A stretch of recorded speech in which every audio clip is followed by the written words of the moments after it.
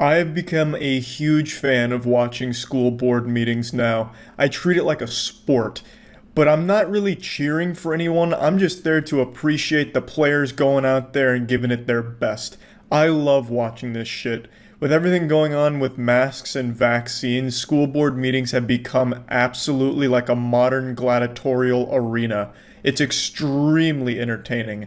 And today I want to share the most recent one with you. This actually happened in my own backyard, the state of Florida. It's everything you'd expect from the state of Florida, just not with any bath salts at this, unfortunately. They said, hey, no drugs. So, unfortunately, we didn't get to see them playing at their optimal efficiency in their normal habitat. They were here sober, to the best of my knowledge, which I think is a bit of a shame. They should definitely change the rules at these school board meetings to allow for performance enhancers like meth, especially in Florida where it's just so common. But anyway, I'm going to show you some of the clips of the people going up there to talk, but I do want to say there was a fist fight there. And I can't show you the video because unfortunately I think YouTube would take it down. So I'm just going to do my best to paint a picture with words for you. Imagine your old librarian from middle school. You know, she's a bit of an old battle axe, right? You know, a little slippery scallywag. She's not very nice, and she's a bit of a wino. She hits the wine pretty hard. And she's squaring off against your own mother. Like, your actual mom is there. And I want you to imagine them locked into a bout of Mortal Kombat, but as if they were both drunk zombies. So nothing's really landing. And then eventually one of them gets like a titty push in. She goes for like a one-handed titty shove, so she shoves her titty back. And then it gets broken up by a police officer. There were some fists flying, but nothing connecting. They were throwing out some wet noodles, but it's like both of them needed glasses and decided not to wear them that day, so they were just like punching air. You know, it wasn't really even close to the target. It's like they were trying to punch ghosts around their target, or like fighting their spirit. So none of the punches landed except for the booby thrust, and then it gets broken up. But there was one person that really stood out to me in the fight. She wasn't directly participating, but it's this woman right here, wearing a full American flag dress. So we had a real patriot in attendance that day.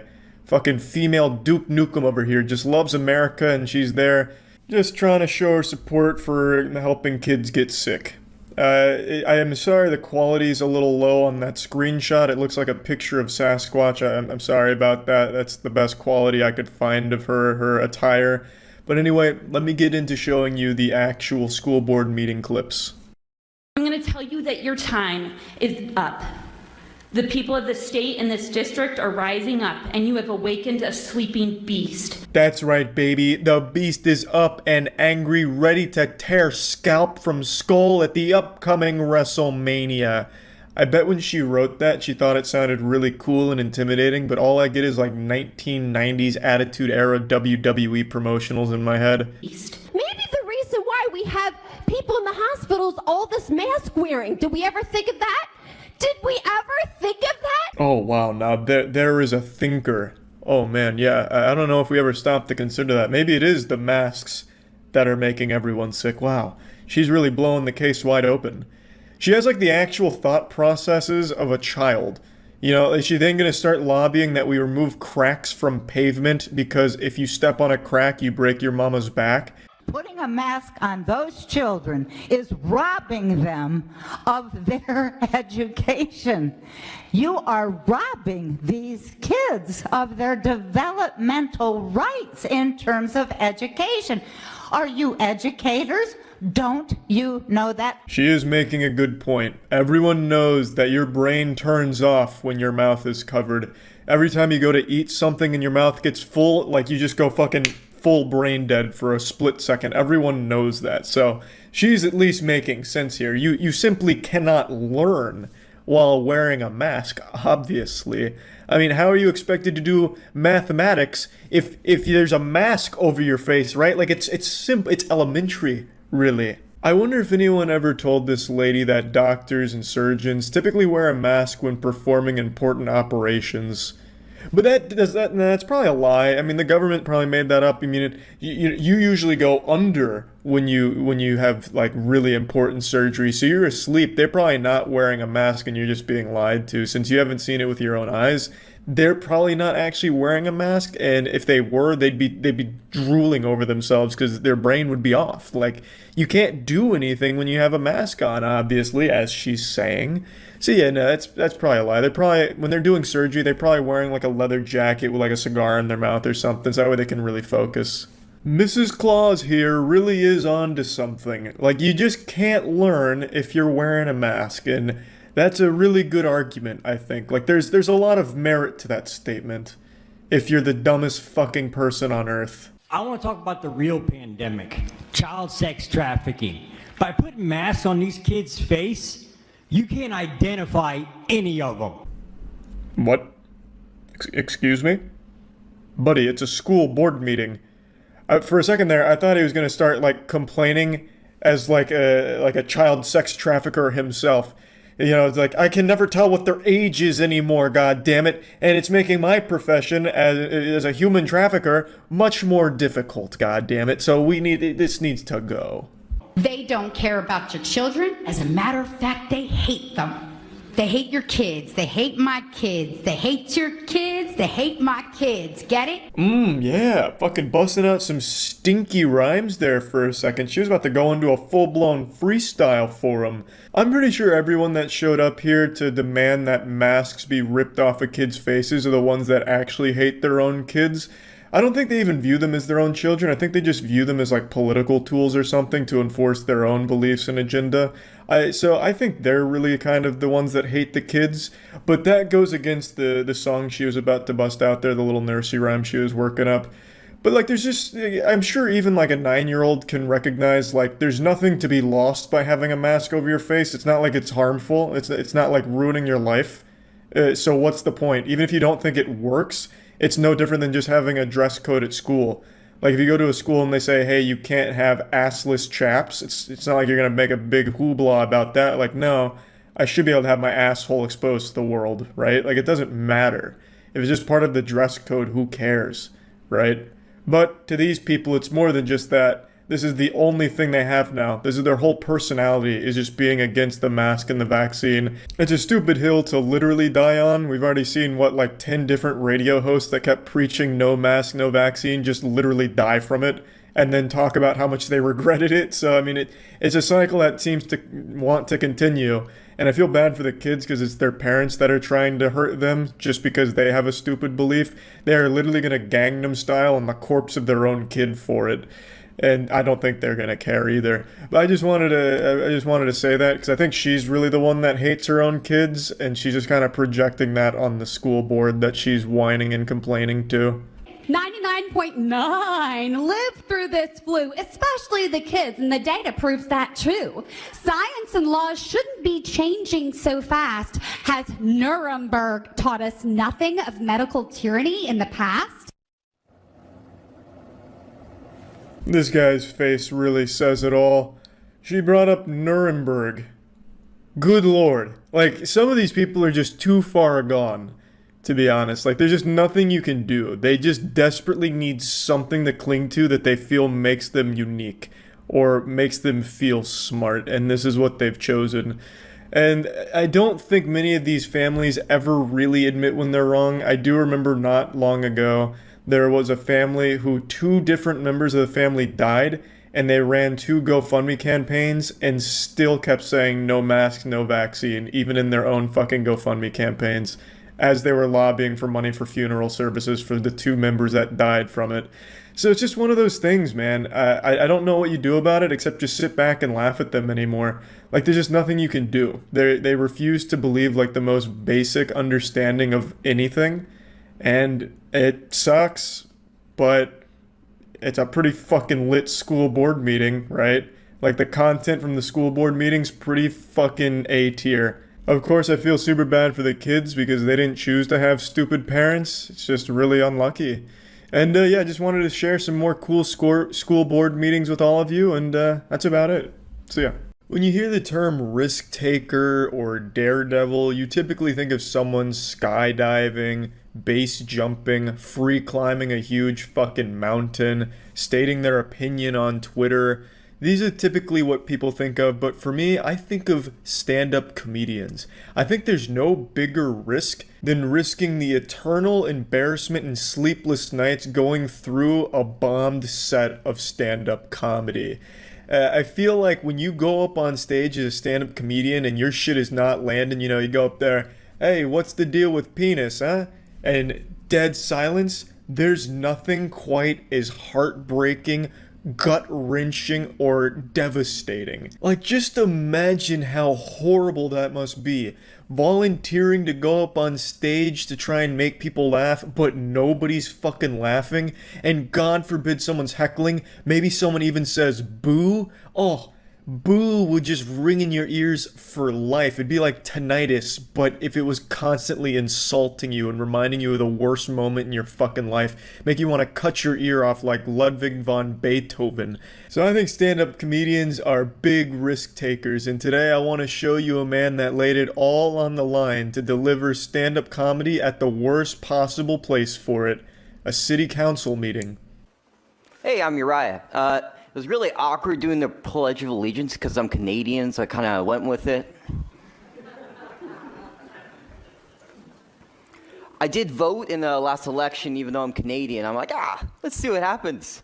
If a Russian can vote, why can't I, right? Introducing our anime protagonist here, this is Uriah. He posted this video himself, so there's definitely a level of self-awareness here, though I can't imagine this is how he wanted the set to go, just getting fucking ass blasted by silence. Like, I swear to God, this video is more quiet than the time Squidward went to that place to be all alone in SpongeBob. It's rough. His first joke kind of resonates with the crowd. You heard a few giggles, a couple chuckles, maybe even a little knee slap somewhere in the back. But from there, it's all downhill.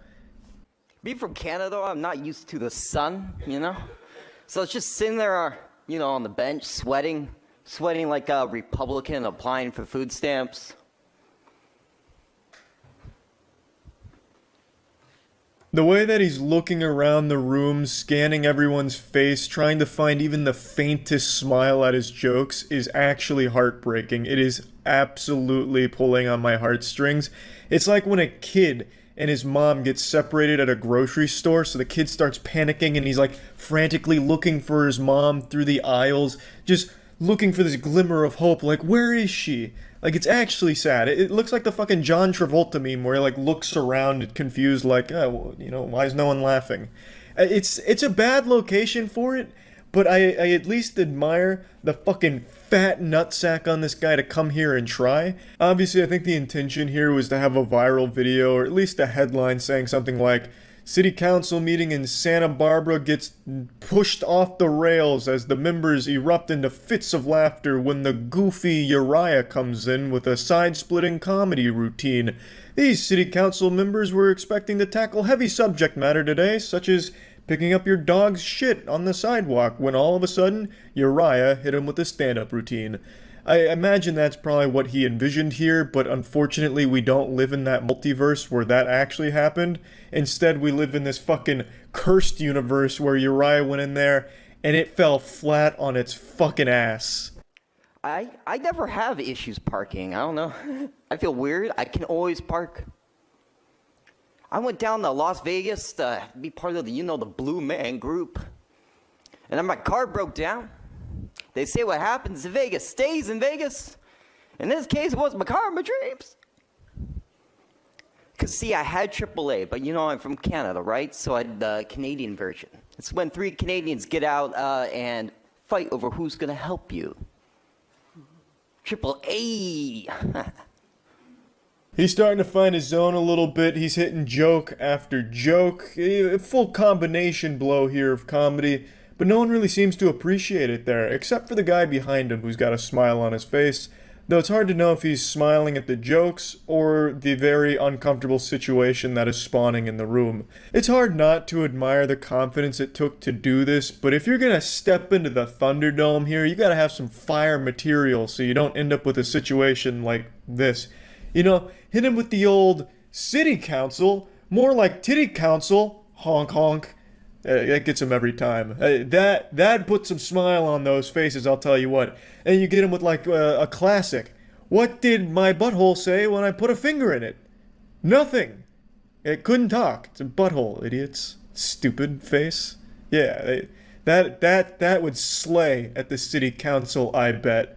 So, you know, that'd be my advice to any future city council comedians. Just make sure your material is top notch. Like, these aren't robots. They're soulless, sure, but you know, there's still some human emotion somewhere deep in there. And I'm sure if you just tickle the right spot on them, they'd laugh. You just gotta make sure the material's good enough. I've never had more respect for city council than what you guys probably are feeling right now with me talking. I am American. I didn't commit voter fraud. That was a joke. Just to clear things up with the gentleman in the back, the police officer. I'm glad we set the record straight there. It would have actually been pretty top-tier comedy if he actually did get carried away in handcuffs because they thought he did commit voter fraud. That would have been pretty wild and wacky. I don't know what's going on with the guy behind him that's not smiling. He looks very curious. He looks like an undercover police officer in a sting operation. I don't know why throughout this entire video he's been like analyzing Uriah so thoroughly, hanging on every word. I'm just saying his attentiveness is concerning. I work in the funk zone and I hate it. Everyone asks me, is this the funk zone? Yes. Jeez. Have any of you guys rode the Greyhound before? The Greyhound is the Cards Against Humanity of travel. You just never know if you're gonna get stabbed, am I right?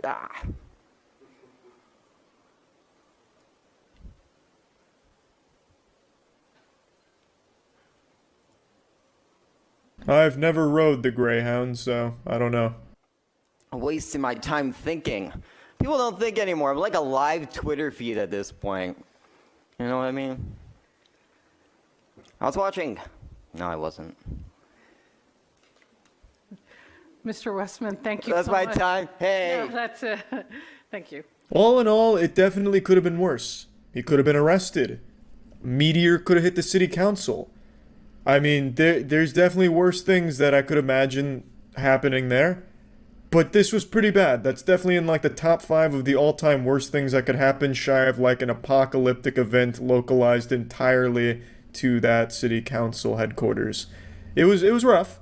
It definitely was rough, but I will say he at least ended on a banger with the I was watching, no I wasn't.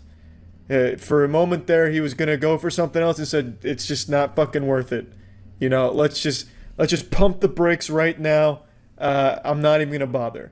So I don't know what the fuck he was watching or wasn't watching, but he left it on a cliffhanger. And that's how you do it right there. Pretty good, all things considered, I'd say. That's about it. See ya. 3 a.m. The scariest hour of all 24. It's the hour where the hash-slinging slasher will come out and jerk you off too hard if you've been naughty.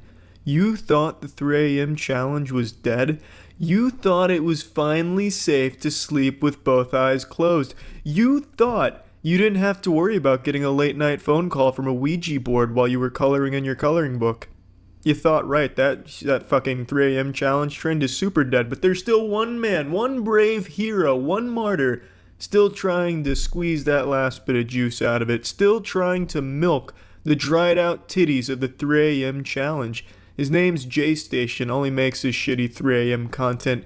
For those of you who don't know what it is, it's just where limp-dicked YouTubers just exploit whatever big meme or trend is going on at 3 a.m. Like, don't send a fax to Dame tu Cosita at 3 a.m. Don't say Freddy Fazbear's name 3 times into your bathroom mirror while flicking the lights on and off. Don't call Watto at 3 a.m. because he might ask you to pod race. Just stupid shit like that. J-Station's the last one I know of that's still doing it, so let's go ahead and tune into his newest upload. What the hell? Yo, Jay! God. Oh my god, bro. I swear on everything, that's the doppelganger. Swear to God. I swear to God. What the hell? Yo, Jay, I'm telling you, that's the doppelganger. What's up, guys? Back with another 3 a.m. challenge. Calling ourselves on FaceTime at 3 a.m. Gone wrong. Well, I'm fucking hooked already. What a terrifying concept. I would never FaceTime myself in broad daylight, let alone at 3 a.m. J-Station is a fucking fearless champion of lit savagery. 3 a.m. together, guys. Jordan was here with me on the first day that I FaceTimed myself, and my doppelganger actually came to the house. Hey Jay, was it you or your doppelganger that got arrested at Disney? I didn't read the story or the reasons why, but when I typed your name on Google when I was trying to find out why your Twitter account got banned, this is the first thing that popped up. It's rumored if you call yourself at 3 a.m. on FaceTime, your doppelganger, aka your dark twin, will pick up on FaceTime and come for you. This actually works, guys. No, it doesn't. And what do you mean it's rumored? I've never heard that rumor. Where did you even find that? On the fucking scary ghost story campfire section on the Minecraft forums? Are gonna FaceTime our own phone numbers at 3 o'clock in the morning, guys. This is gonna be a banger. Let's hit 50,000 likes. The last video got 1.5 million views. Smash the like button right now. Smash that like button, lit fam. If this video hits 50,000 likes, I'll flex my asshole on video camera at 3 a.m. Never know what might happen there. Boxes. I could literally make a haunted box fort mansion. I know, that would be so lit, guys. Like, why throw them out? I should definitely make that box fort mansion. It's gonna be a banger video, bro. Guys, smash the like button right now if you want to see that video. Alright, well I think that idea sucks urethra, so I'm gonna go ahead and leave one of these bad boys right here. Bang. Okay, so he's calling his own number, guys. Nobody call his number. Like, don't ruin his freaking phone Please, number. nobody call my number. I'm freaking scared, dude. It's keeping on ringing. Bro, this is crazy. Bro, guys, one time I sent an email to myself, my own fucking email address. I got it in my sent folder and my inbox folder. Shit was fucking crazy. Damn, this is wild what we're watching right here. Jesus Christ, J-Station and, well, J-Station lookalike clone douchebag guy, they're fucking pioneers. This shit is insane, edge of your seat type action. Are you joking right now? It actually worked? What the hell, dude? What the Why? Oh. Yo, I can't believe this is working right now. Oh my god. What's gonna happen? What's gonna happen? Oh baby, all those years of high school drama are really paying off here. Real method actors out here. Fucking watch out, Oscars, they're gonna sweep every category. It's fucking incredible what they've done here with this performance. I feel like I'm watching one of those old, like, 2008 Joker impression videos where a lot of people in their dorm room are doing Joker impressions poorly. Except this is that, times 10. Please don't come after me, please. Bro, I don't know what to do. What are you gonna do? What's my family gonna say now? Well, luckily I'm not part of your family, so far be it for me to tell you what they're going to say, but if I had to venture a guess, they're probably gonna say you're fucking insane and suffering a schizophrenic episode. Yo, he hung up! What the hell? He hung up on me, bro! Dude, what the hell did we do? I knew this was gonna go wrong, bro. What do you mean you knew it was gonna go wrong? Isn't this exactly how you would want it to play out? I'm gonna go ahead and suspend my disbelief and pretend to be a fucking brain-dead 4-year-old here and accept that this is real. So at a conceptual level, didn't you want to call and have them answer? I don't think you wanted to call and have absolutely nothing happen. Oh, we're gonna FaceTime our own number at 3 a.m. Oh, they didn't answer. Shit. Well, hey, remember to smash that fucking like button for the try. Okay, maybe guys, I'll call mine and I'll tell Jordan on the doppelganger world to not come. I'll just tell him we're sorry and try to get him not to actually come. Please. Shitty tattoos Danny Phantom over here with a bulletproof plan. I'll call the ghost dimension the doppelganger world and ask them not to come over and I'll apologize. The fuck are you apologizing for anyway? Doppelganger world is probably boring as shit. You probably just made their night. Probably sucks over there, especially because they have to be your dumbass doppelgangers. They're probably happy as shit. There's nothing to apologize for. Yo, dude, we are sorry. Tell Jordan not to come, Please. Oh my god, Jay.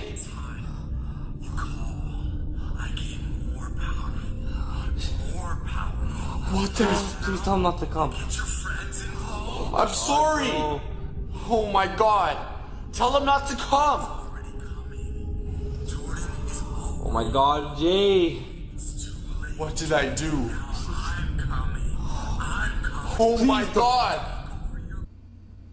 Well, I mean, that has to at least be a little embarrassing to film, right? You have to feel some level of shame. Oh my god. Dude, he hung up the phone. What the hell do we do, bro? We shouldn't have done this, dude. I was sitting here for a good 2 minutes trying to figure out what those lines are going down the back of his ear. At first I thought it was like bird shit because there's a bird right to the left of it, but that wouldn't make any sense because the bird's not going to shit out of its mouth, and especially not that frequently like that. The only explanation that I came up with that made sense for the tattoo is that the artist must have dozed off while tattooing behind his ear and just made those lines as they were falling asleep. And it's still locked, bro. Oh my god! Bro! Where'd he go? Now that's how you do a jump scare. Poorly. Jump scares are usually pretty shitty, but this one somehow takes the cake of being the worst one. This almost feels like a mic drop on jump scares. Like, I honestly feel like that just killed jump scares across the board. Like, you know how when Gangnam Style got big and your parents started doing it, and then everyone just wanted Gangnam Style to go away? That's what J-Station just did to jump scares. Should I go on? Dude, what the frick? I have nothing to say about that. I really fucking like that a lot. Fucking nearly fell over opening the door trying to be like a scary doppelganger guy coming in. I can already look at like his script note. Well, I'm giving way too much credit. They didn't have a script for this clearly because the whole thing is just bro, guys, man, banger, lit. It's the whole dialogue here, but I can already imagine like what they were saying, like how should I open this door? How can I make it scary? Okay, why don't you just open the door? Oh, okay, that's a good idea. I'll do that. There's a freaking knife. Or that's scissors. It's better than nothing, yo. If he gets through, stab him, bro. Stab him. I know that's me, but you gotta do it. Why do you have duct tape and scissors on your sink counter? You're up to some weird shit, J-Station. I think the guy we're following behind the camera might actually be the doppelganger. I'm Jordan. I don't know who to believe, bro. That's the doppelganger. That's the doppelganger. Jay, you gotta believe me. Oh shit, this is quite a pickle Jay finds himself in. Quick, ask him questions only the real Jordan would know. Alright, tough guys, how small is my dick then? Whew, hope you were wearing your diapers, cause you definitely needed that. Definitely soiled. Well, there's the 3 AM challenge. As you can see, it's still fucking awful. See ya. Alright, I went down the dark and depressing rabbit hole of weird family vlog YouTube channels. Not that that's its own category, because every family vlog channel on YouTube I think is weird. And I just want to talk about it today. It's been bothering me for the last couple days, and I'm just gonna pop the zit here for a little relief, just to talk about it. I think family vlog channels is super creepy. I think it really hurts your whole family, especially because all of these family vlog channels focus on their kids mainly. So I genuinely can't wrap my head around growing up with a camera in my face every single day throughout my entire developing years. It has to be horrible. It just feels so fake, so forced, and it feels like there's nothing private in these kids' lives anymore. It's just completely open for strangers to watch them grow up. And it's even like these strangers are helping to raise your kids. It's like this awful parasocial relationship with creepy people on YouTube in the comments watching and judging your parenting and your kids. It's fucking terrifying. Like, I remember one time when I was 8 years old, I got naked and put my wiener on a pile of dirty laundry and then pissed all over it.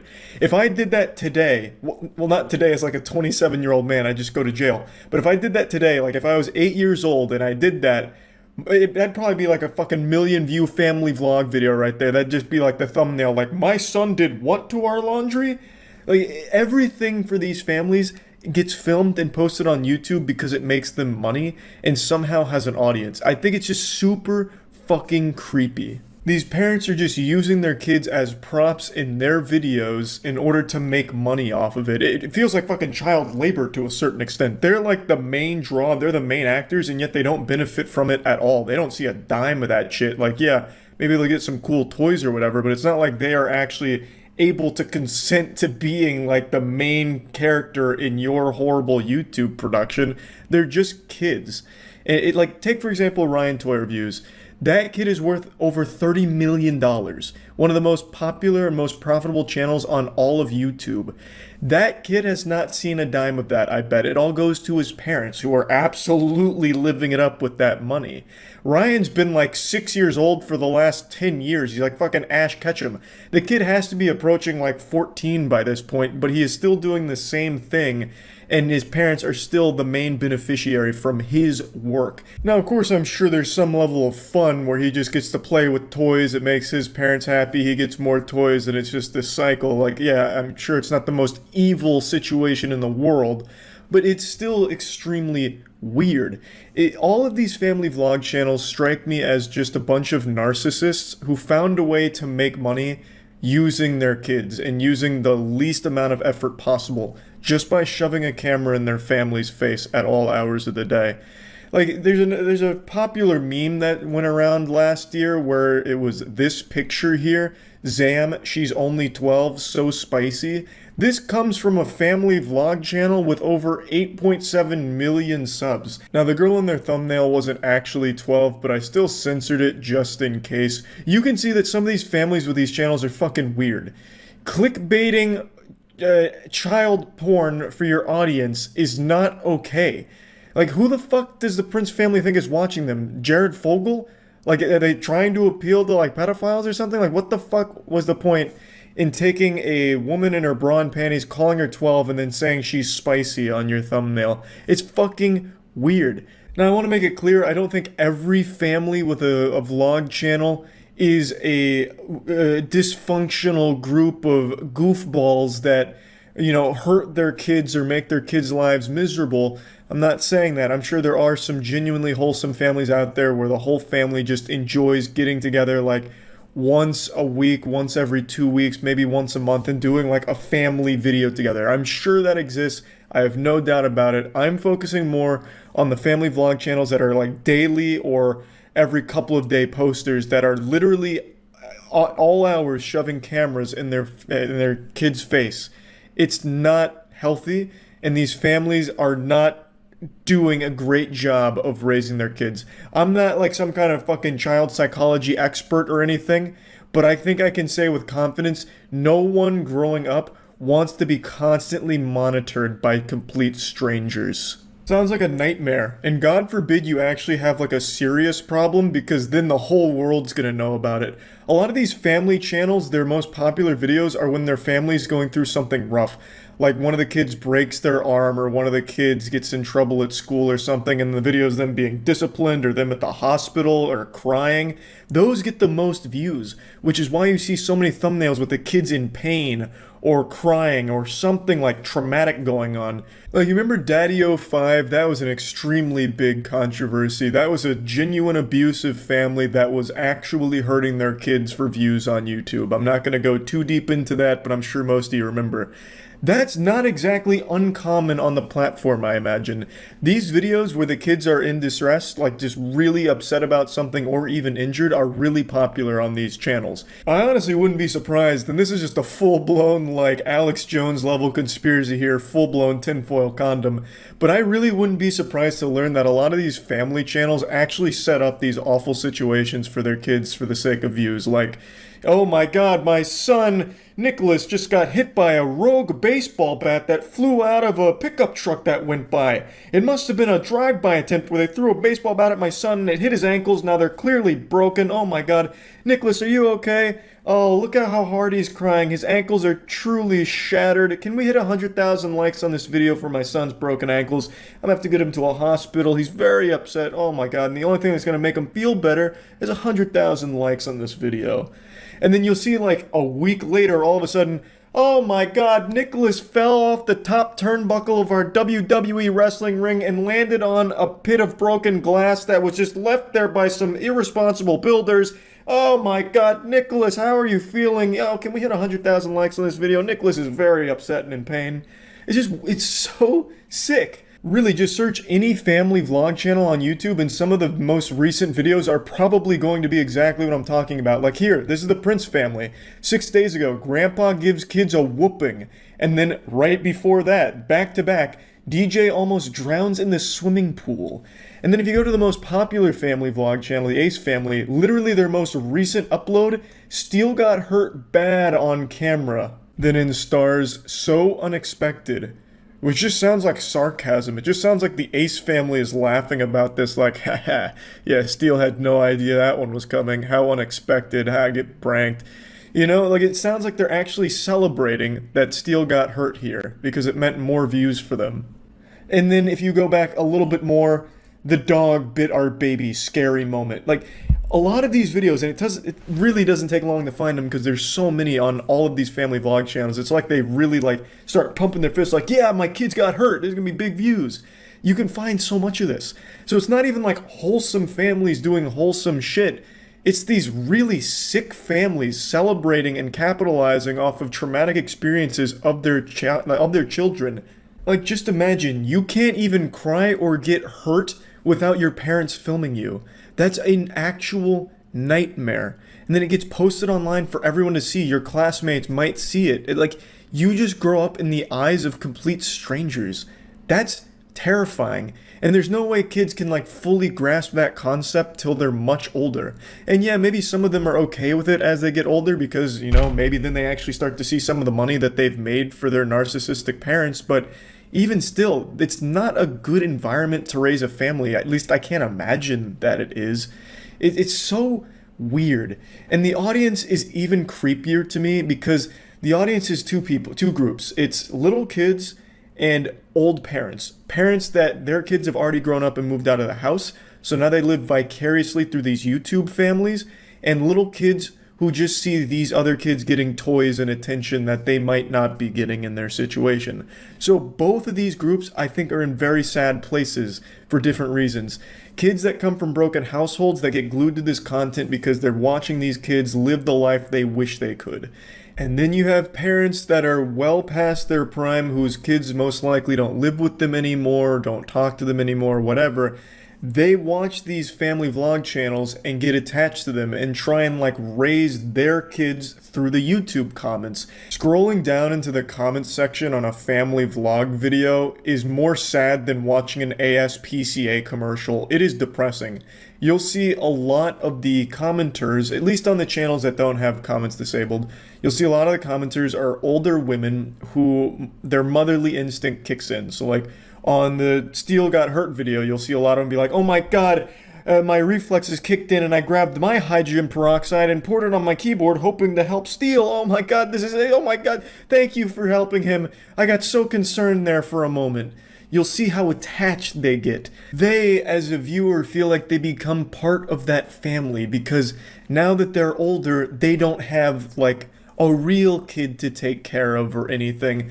So they're settling for the next best thing, which is living this fantasy where they're somehow helping the Ace family raise their kids or helping in their lives somehow. And then from that, you'll see a lot of these older women feel entitled to know everything that's going on with the family, which is why you have a lot of these family vlog channels make videos that get way, way, way too personal and share way too much about themselves as parents and their kids. Like I've seen a bunch of these family vlog channels where they're like the couples going through like a lot of issues and they share all of them with their audience because the audience demands it.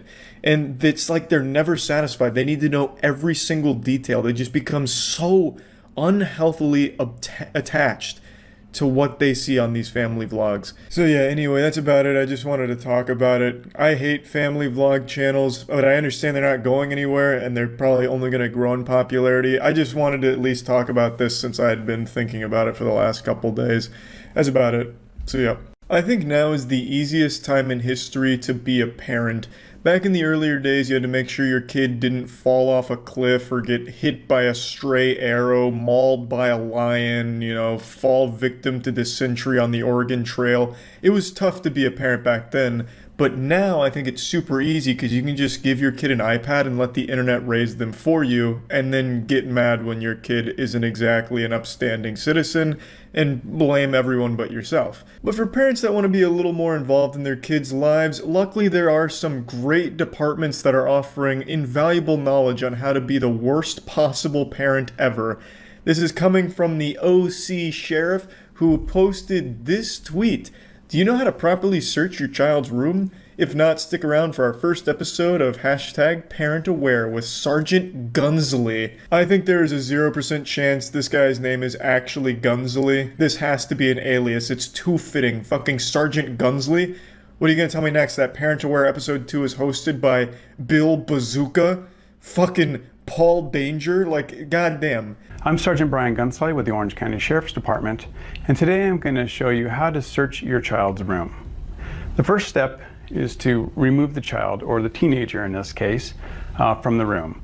You don't want them in the room because their protests may distract you from doing a thorough search. Hey pal, gonna need you to leave the room. Thanks, we'll talk later. This is the oldest teenager of all time. Dude looks like he's going on 40 years old. Like, who is this, Benjamin Button? Jesus Christ, dude's got like a thick 5 o'clock shadow. I like how he's immediately treating his son like a criminal, like, hey pal, I'm gonna need you to get the fuck out of here. I'm surprised he didn't like kick down the door, weapon drawn, like, get on the ground, I'm searching the room. And he just tases him anyway just for the sake of it. Like, you're not gonna interrupt.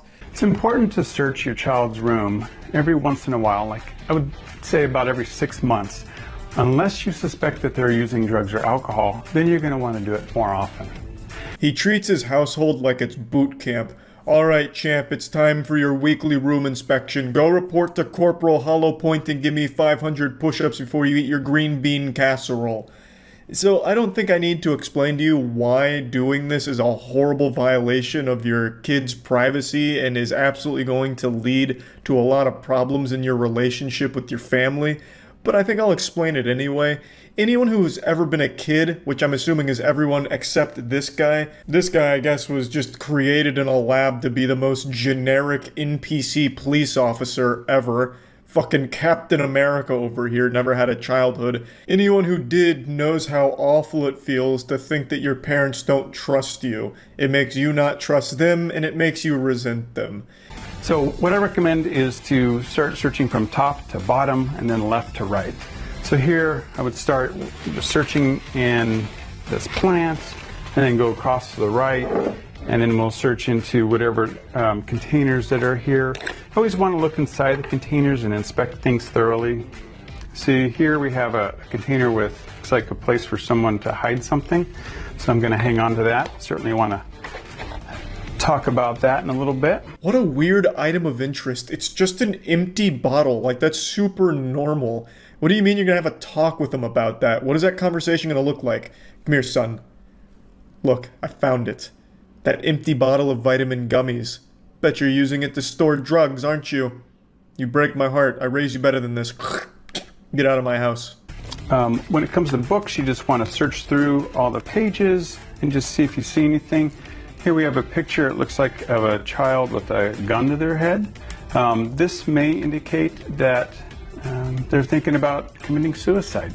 So that's something that we want to talk about with our child. Yeah, that sounds about par for the course. If my dad was like this, I'd probably have stick figure drawings of a gun to my head as well. If you're the kind of parent that's actually going to follow this advice and routinely kick their kids out of their room so you can thoroughly search it like you're looking for a fucking treasure map, you should go in expecting something like this, some cries for help to let you know that they're miserable. I also really like the background music here. The royalty-free Facebook shit really helps elevate the tutorial. So here we have something. This looks like a scale of some sort. So that could be used by someone who's maybe purchasing drugs or selling drugs. So that's something that's disguised. We'll hang on to that. Pretty fucking cool scale, but it makes it feel like this whole thing was filmed in 1998. Why the fuck would someone disguise a scale as a PlayStation 1 video game? You draw more attention with that than anything else. Like, that is some old school shit. Obviously, this is all set up for the tutorial here, but I like to imagine it all is real spur of the moment. Like, he just barges into his son's room, get the fuck out, I'm searching for contraband, and this is the result. So, like, in that case, I feel like his son is innocent, and Sergeant Gunsley's framing him, like he's setting him up. This definitely belongs to an older man. There's no way a kid who's selling drugs is disguising their scale as PlayStation 1 Tetris. No chance. But that does seem like something an out-of-touch cop would do to try and bust people undercover. You know, like just parading around. I do love these video games, am I right, kids? We love Tetris and PlayStation, right? Oh! Heroin just fell out. That's super weird. No one's a cop here, right? Like, you guys wouldn't want to buy this, would you? Looks like a container of some sort. Let me see what's inside. We have hidden in here, we have some, looks like marijuana. So I am going to hang on to this. We're going to have a little talk about that. Some teens use this to get high. They can use this as a huffing device. So if you have dust off or any type of computer duster in the room, we want to remove that because that could be used as something dangerous and that could be deadly. Imagine Sergeant Gunsley just hits a mean whippet on camera. Kids use this to get high, and so do I. That'd be fucking great. Now, this is the first thing he's done that seems reasonable to me. You know, keyboard cleaner is very dangerous. You don't want that anywhere around your kids. And I just don't think he went far enough because there's a window right there. That's extremely dangerous. His kid at any moment could throw himself through that window and kill himself. So I think he needed to put some bars on the window to keep them safe and maybe even pad the walls a little bit because we don't want him to like hit the wall kind of hard and hurt himself. I think we should start taking a little more inspiration from the isolation units at prison in order to keep our kids safe. If your first thought upon going into your kid's room and seeing keyboard cleaner is, oh my god, they must be using this to get high, then you have already utterly failed as a parent and something has gone awry.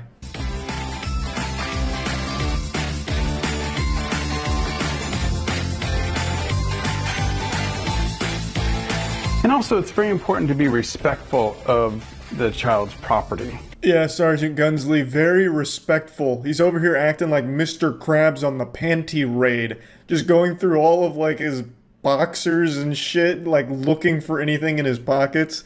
Yeah, that's the first thing I thought of is, wow, look at how delicate he's being. Here we have some more clothing. Looks like everything's okay there. Oh, I have a pipe hidden inside some socks. Ajax, I don't know why this would be in his room, so I would inspect that a little better. In fact, here we have another container that we will talk to him about. And certainly you want to collect all these items. They shouldn't have them in their room. Good lord, who's his son? Cobra Commander? What's he gonna pull out next? A golden AK-47 from under his bed? He's really hit the jackpot here. And here I have a couple of little baggies. It looks like they may have had some drugs in them or something at some point. So that's another indicator. In the pursuit of locating drugs in his son's room, no price is too high. Sergeant Gunsley even starts tugging on his son's crusty cum sock just to look for more clues of drugs. He's like Scooby-Doo, but really gross.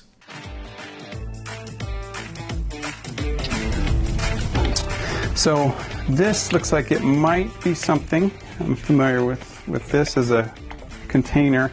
So this is something that people can buy online, these hidden compartments. So as you can see, it has liquid above and below, but the container, it's a false container in the middle that people can hide things in there. This part really just felt like an ad for that Mountain Dew secret container there. That shit looked awesome. And Officer Gunsley comes in hot. He's like, yeah, you can find this online. And then I half expected him to drop a link to his own blog. Like, yeah, you can find this online at gunsleycrafts.com if you want to purchase one. Journals are good to go through. As a parent, you have every right to search your child's room. There is no legal problem with that. So be sure to take advantage of that and search your child's room while they're under the age of 18. Here, we just want to take a look through the journal and just see if there's anything suspicious. And here's the page where it looks like they're drawing pictures of marijuana references on here. If you have to be reassured that what you're doing isn't technically illegal, then it's probably very immoral, and you're not exactly the hero in the story. But to be fair, we were able to locate some crayon doodles of weed in a journal, so really the ends justify the means, and now we know our son is not only a criminal, but an extremely untalented one when it comes to art. And this is a highlighter, which appears to be a highlighter, but this is something that can be purchased online, and what it is a pipe, and it just hides within the highlighter.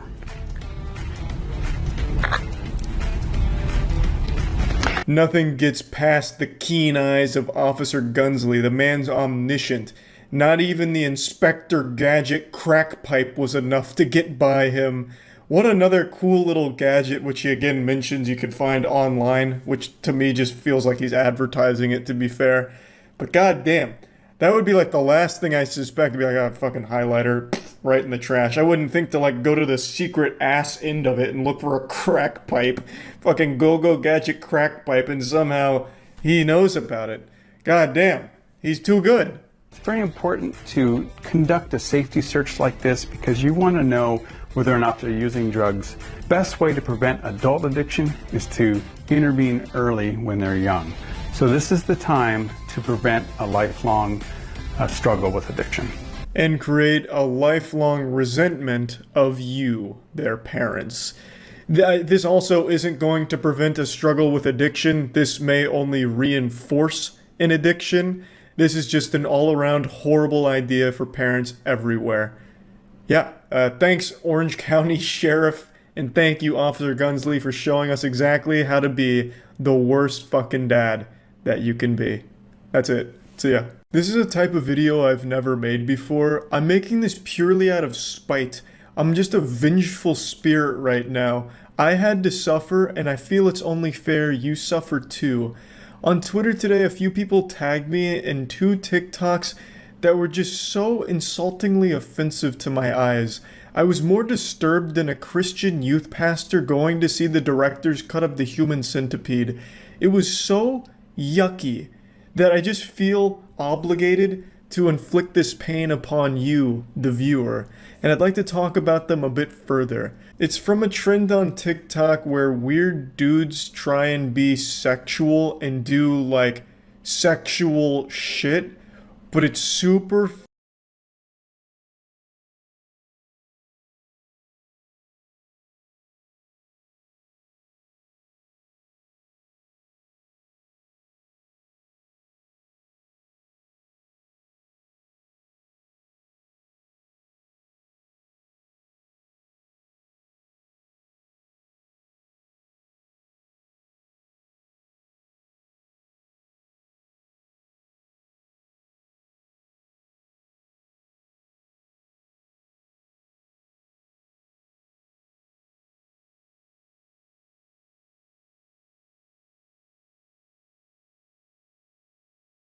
Who doesn't love a video like this?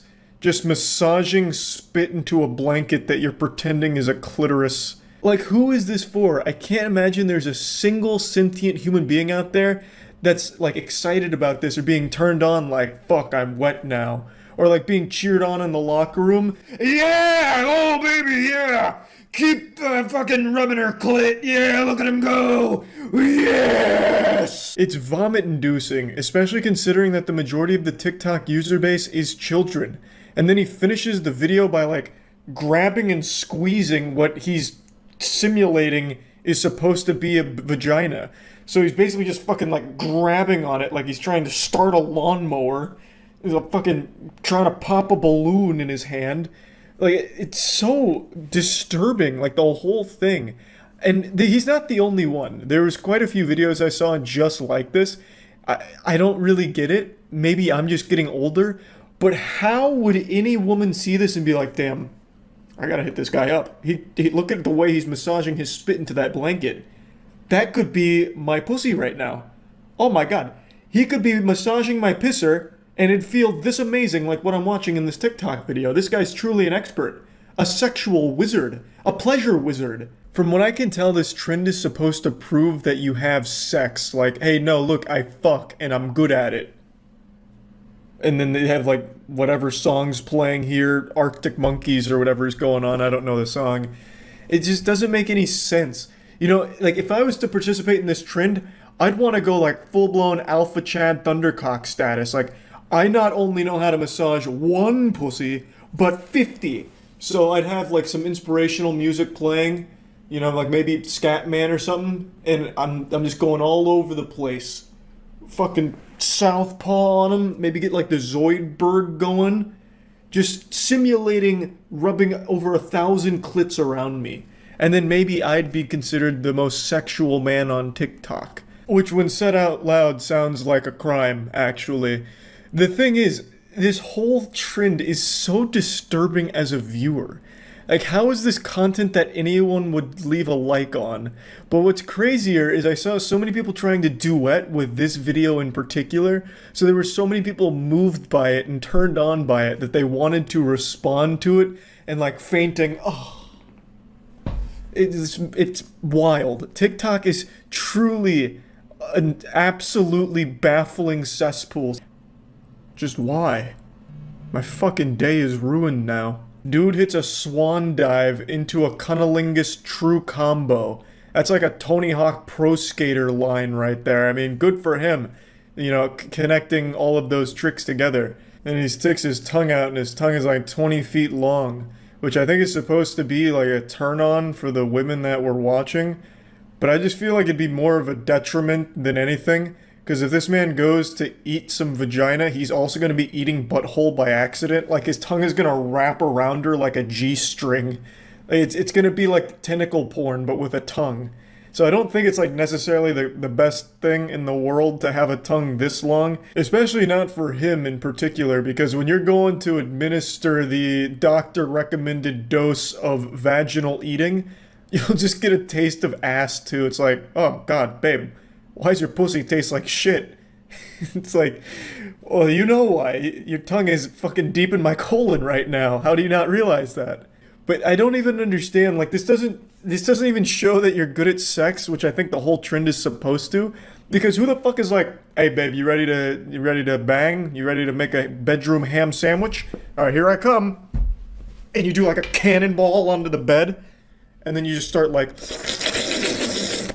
But yeah, I just wanted to show these two videos from the trend here because I had to watch them, so I thought it was only right that you also had to experience this with me. So yeah, that's really about it. So yeah, another day, another awful TikTok challenge. The one we're talking about today is Devious Licks. And I actually think this is worse than the Tide Pod challenge, if you guys remember that, where kids were just eating Tide Pods and killing themselves or burning their stomachs. I actually think Devious Licks is worse than that, because at least Tide Pods, they're only hurting themselves. Devious Licks is just a massive inconvenience to everyone around them. So what is Devious Licks? It fucking sounds like a Harry Potter book, like Harry Potter and the Devious Licks. It sounds like a Death Grips album title. It's a really stupid name, but basically... it's a TikTok trend where kids in high school were going into their bathrooms and just stealing shit.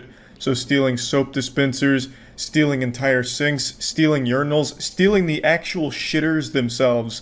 There were actual kids just unscrewing the shitter, used poopied, pee-peed in toilet, stealing that and taking it with them to their house. I can only imagine the immeasurable disappointment the parents must feel when they find that hidden treasure their kid brought home, because it's gonna smell like asshole. It's a fucking toilet. So they walk in there and they see that their kid's not only a thief, but the dumbest thief on earth. They stole a useless biological hazard.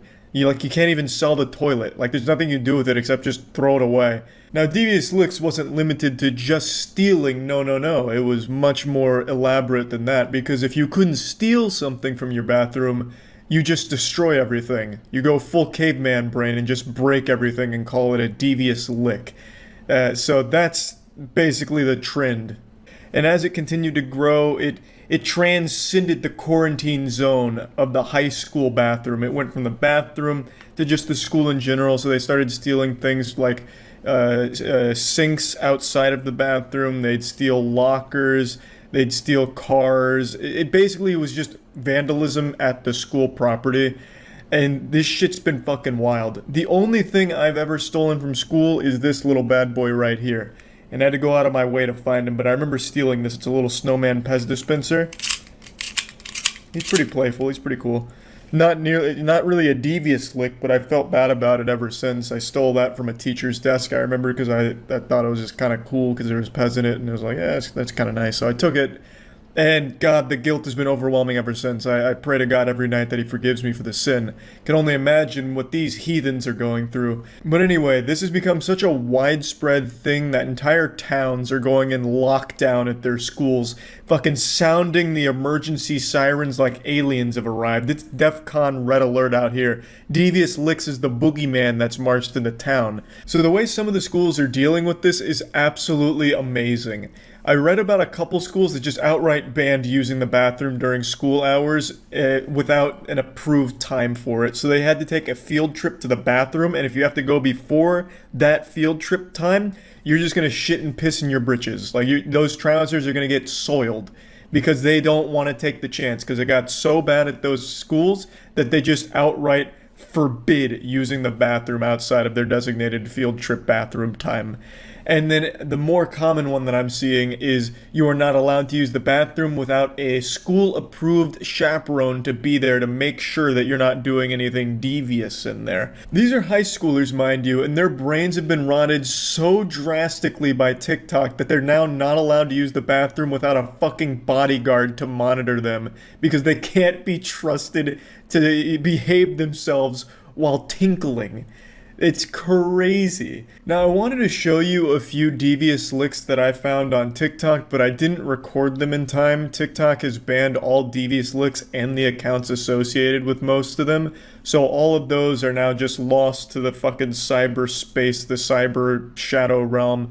So I'm just going to show you a short compilation from Know Your Meme that did like a few of the bigger ones that were viral on TikTok, so that way you can at least get an idea of what these looked like. This licks refers to a trend where TikTokers steal school equipment and flaunt it like trophies for all of TikTok to see, with everything from soap dispensers to security cameras on the line. The trend began on September 6th when a TikToker posted a video pulling a hand sanitizer dispenser from a backpack alongside the text, "Only a month into school," and got this absolute devious lick, as if celebrating school's return with the steal. The video got high school and college kids around TikTok excited, and within days, users were going viral left and right, showing off their devious licks, aka stolen goods. Some examples include a full microscope, a computer, a functioning paper towel dispenser, and an entire fire alarm ripped right from the wall. Some have taken the trend outside school walls. As the guy mentioned, it did go beyond schools. Kids started stealing shit from all over the place and just calling it a devious lick, like movie theaters, churches, and things like that. So it wasn't just limited to schools, but that was absolutely the bulk of it. And it's been in the headlines for the last couple of days because it has been a huge deal for a lot of schools. It causes a lot in damage, and it's a massive inconvenience to the entire class because you're missing fucking entire toilets, A, and B, your school now has to have designated pee-pee times. So you better hope that your bathroom schedule lines up with the school's now. So obviously these kids were pretty proud of the things they stole, so they weren't shy of showing their names and faces with a lot of the shit, which has of course led to a lot of kids getting expelled for it. Imagine getting expelled because you were competing in a TikTok challenge to steal your school's paper towels. Like, how pathetic. Now, the thing is, you don't make any money off this. So these kids were doing it just for this idea, this wet dream of clout. On TikTok, these accounts weren't making anything. You have to like sign up for a TikTok partner program, and even then I think it's like $1 per 10 million views, which these were not getting, by the way, except for a couple. So it's not like they were really making money from doing this. They got expelled for nothing and got laughed at online by everyone except the brainwashed douchebags that were cheering them on in the TikTok comments. So that like brief dopamine hit of, oh, look at these 10 likes on TikTok was probably not worth getting expelled, but maybe I'm wrong. You know, maybe I just haven't felt that true euphoric dopamine from a devious lick. You know, maybe that's what I'm missing.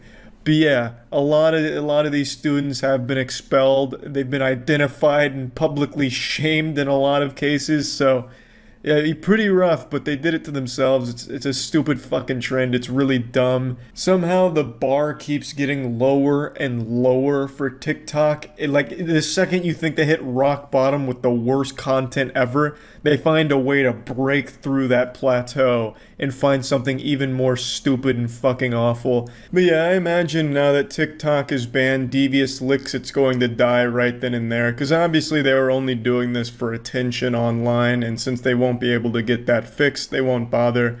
Or maybe I'm wrong. Maybe they were stealing from the bathroom just for the love of the sport. They just fucking loved collecting used urinals, you know? Like, hey, Charlie, don't you ever fucking say that again. I don't care about the TikTok clout. I stole this urinal because I fucking love the drink out of it. It's a great goblet. This is my new chalice. You know, I guess it's possible. I mean, I'm sure there's people out there that love that shit. But yeah, I guess we'll see. Maybe a month from now, every bathroom near a high school will just be completely ransacked and dilapidated, and written in blood on the wall it'll say devious licks. You know, who knows? I imagine it's probably done now that it's banned, but we'll see. That's about it. See ya.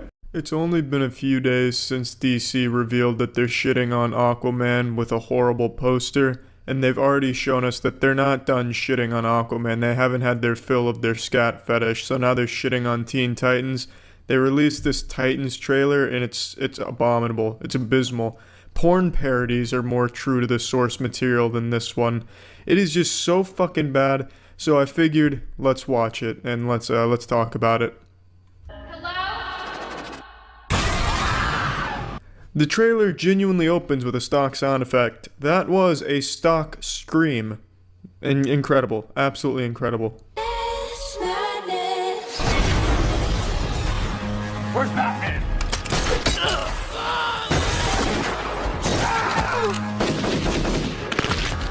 Fuck Batman. Oh, yes. The Edge. Fuck Batman. Right out of my Teen Titans fan fiction. Oh, baby. DC's so dark and edgy. I'd only planned on looking like this for that one clip with the fuck Batman, just to kind of poke fun at how laughably edgy the line was and just the overall tone of the trailer for Titans. But I realized I don't have a way of getting the lip gloss or nail polish off. I guess it's a lot harder than I expected, so I'm assuming when girls wear shit like this, they expect to be buried in it, because it just doesn't come off at all.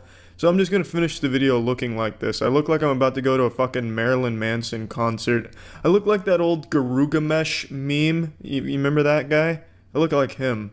I look like a Hot Topic vampire who ran out of blood to suck, so now I'm settling for assholes to suck. I look like I took Halloween as a chance to express myself, but I didn't really know how, but I still want to go out and trick or treat. I look like I'm just one more Pierce the Veil song away from crying into an open diary while jerking off.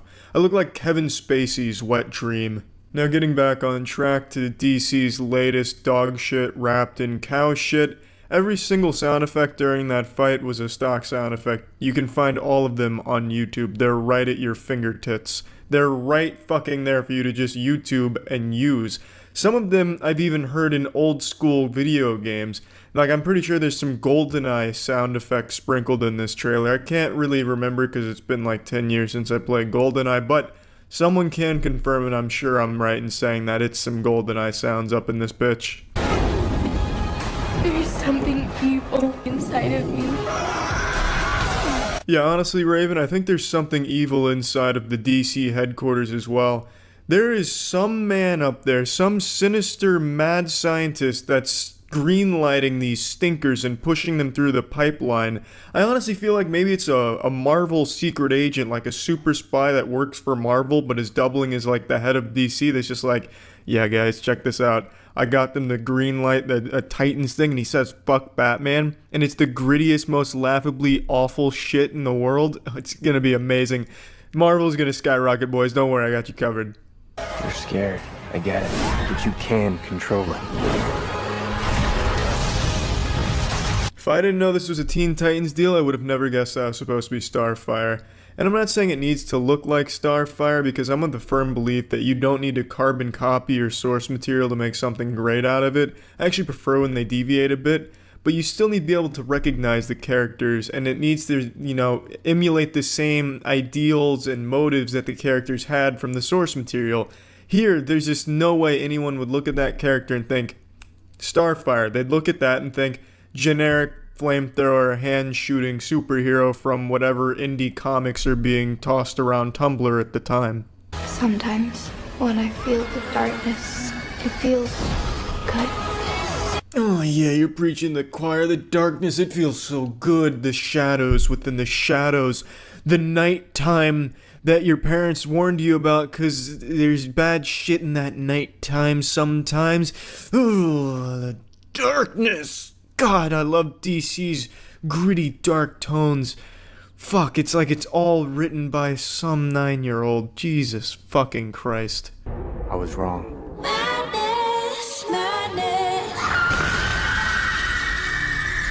Now they use stock sounds all trailer, and then they finish it off with a combination move right there, like a fucking 1-2 haymaker finishing move right there. That's a Mortal Kombat fatality of stock usage. They not only used a stock scream, they used a stock preset that you can find in Sony Vegas. It's fucking baffling that they would look at that and be like, yeah, that's a cool way to finish it off with that breaking glass. That's a literal stock preset in Sony Vegas. I used to see that in Gears of War montages back in 2008. Holy shit. Needless to say, I'm excited for this web series. I think there's a lot of potential here. If it was 1988, perhaps, somewhere in that general ballpark. Man, DC is really just flinging out these stinkers, and honestly, as someone who enjoys really bad movies, video games, really just any form of atrocious media, I couldn't be happier with what DC's pumping out. But at the same time, I can't help but feel kind of betrayed, because I've always been a DC guy. I've never really resonated with Marvel characters or any Marvel stories, but I've always enjoyed the DC side of things. And it's such a shame that for some reason they can't get anything right anymore. They used to be the kings. DC used to make the best cartoons. You had Justice League, you had the Teen Titans cartoon, and then now you get this shit. I don't know what happened. DC, if you're watching this, Mr. DC, get your shit together. Let me write your shit, man. I could do a better job than this. Fuck Batman. You kidding me, man? I can't believe that actually made it in there, but I'm happy it did. Can't wait. See ya. Hi everyone, it's me Charlie, coming at you like it's a fucking Zoom meeting here. Still haven't been kidnapped. I'm in this basement 'cause I wanna be, and I'm safe, so don't worry about it. I've also been fed.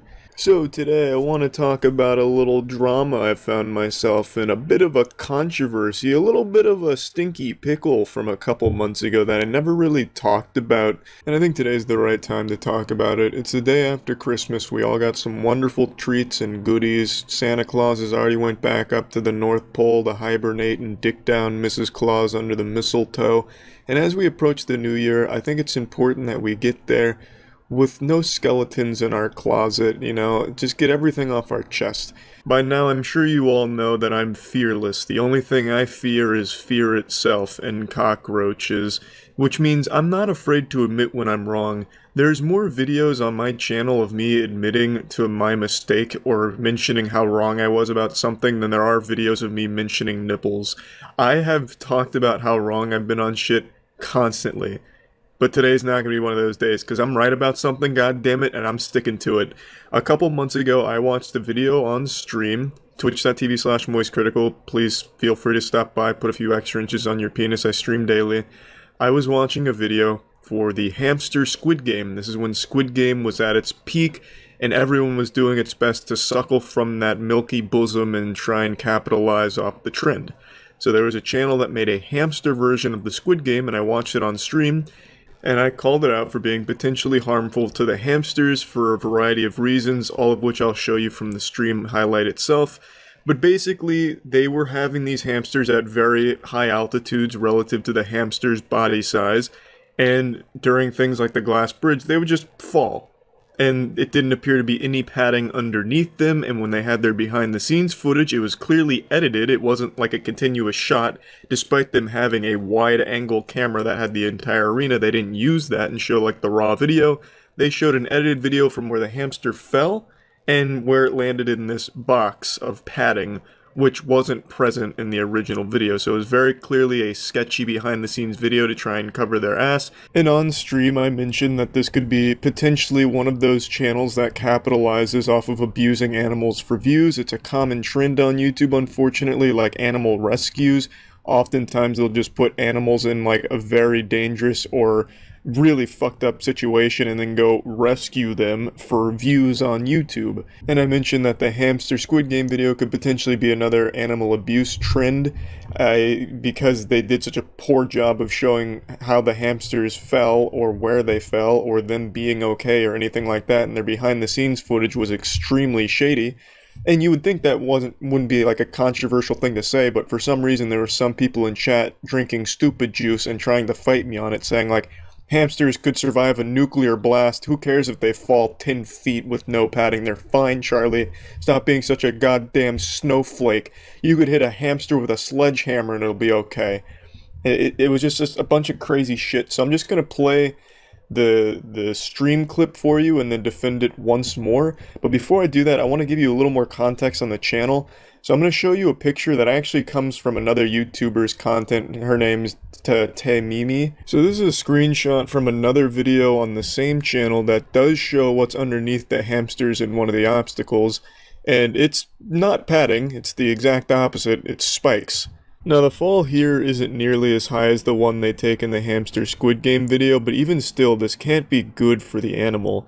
I'm no hamster whisperer or a hamster scientist. The extent of my knowledge on hamsters comes from the G-Force movie, and yeah, they can do some incredible things, but they're not fucking immortal either.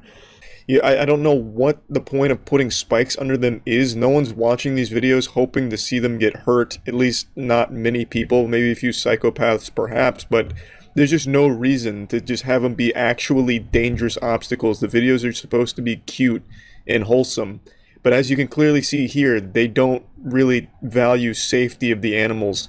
If they did, they wouldn't use fucking spikes. Even though these aren't like actual spikes you would see in a fucking torture chamber or something, they're still clearly pointed.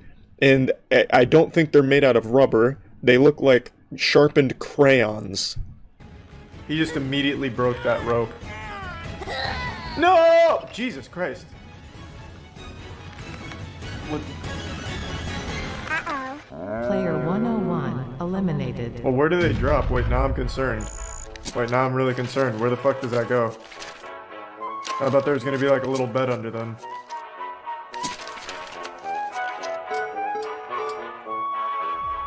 Let's begin the 5th game. They have pillows underneath? Wait, where do you see that? I want to make sure the little guy wasn't hurt. That'd be awfully fucked. You thought this was fake? Yeah, I guess not. Jesus Christ. They should really show the pillows in this one. I could totally see why people think they get hurt. Oh wait, that's a good point. You can literally see the ground. There is no pillows there. Imagine he does a pull-up. Player 067 eliminated. Oh, I need to see that behind the scenes. Where the fuck are the pillows that they're talking about?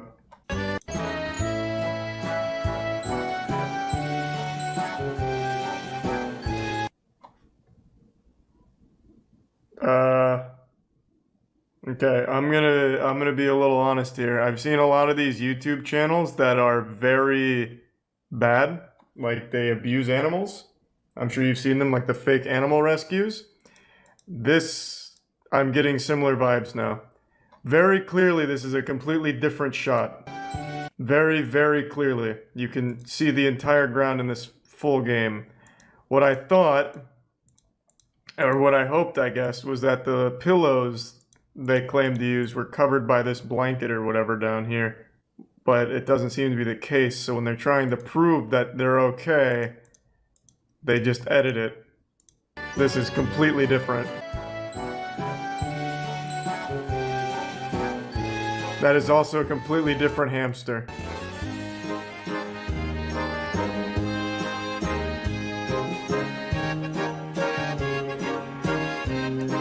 Okay, I'm getting very bad vibes from this channel now.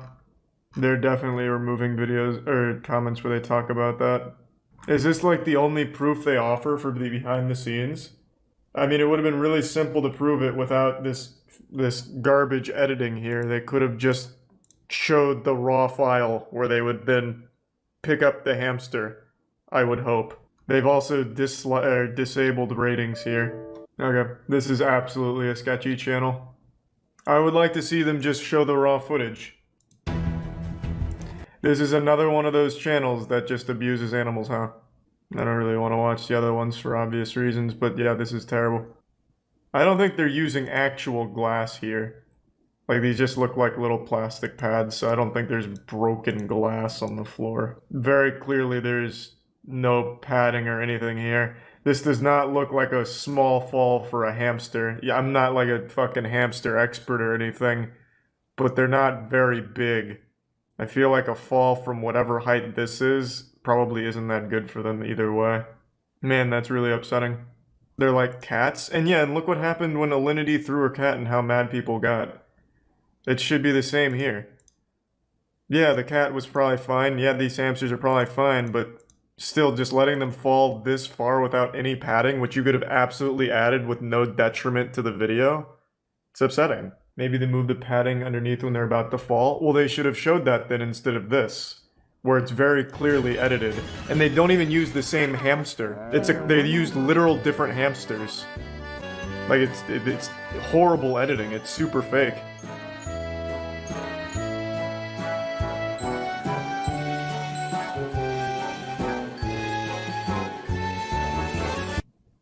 That's deplorable. It would have been very easy for them to show that it was like, hey, here's the padding that we're moving along with the hamsters if they just showed like the actual behind the scenes instead of this editing. I think you're wrong on this one. How? Here's the proof, and they use a different hamster and they edit this.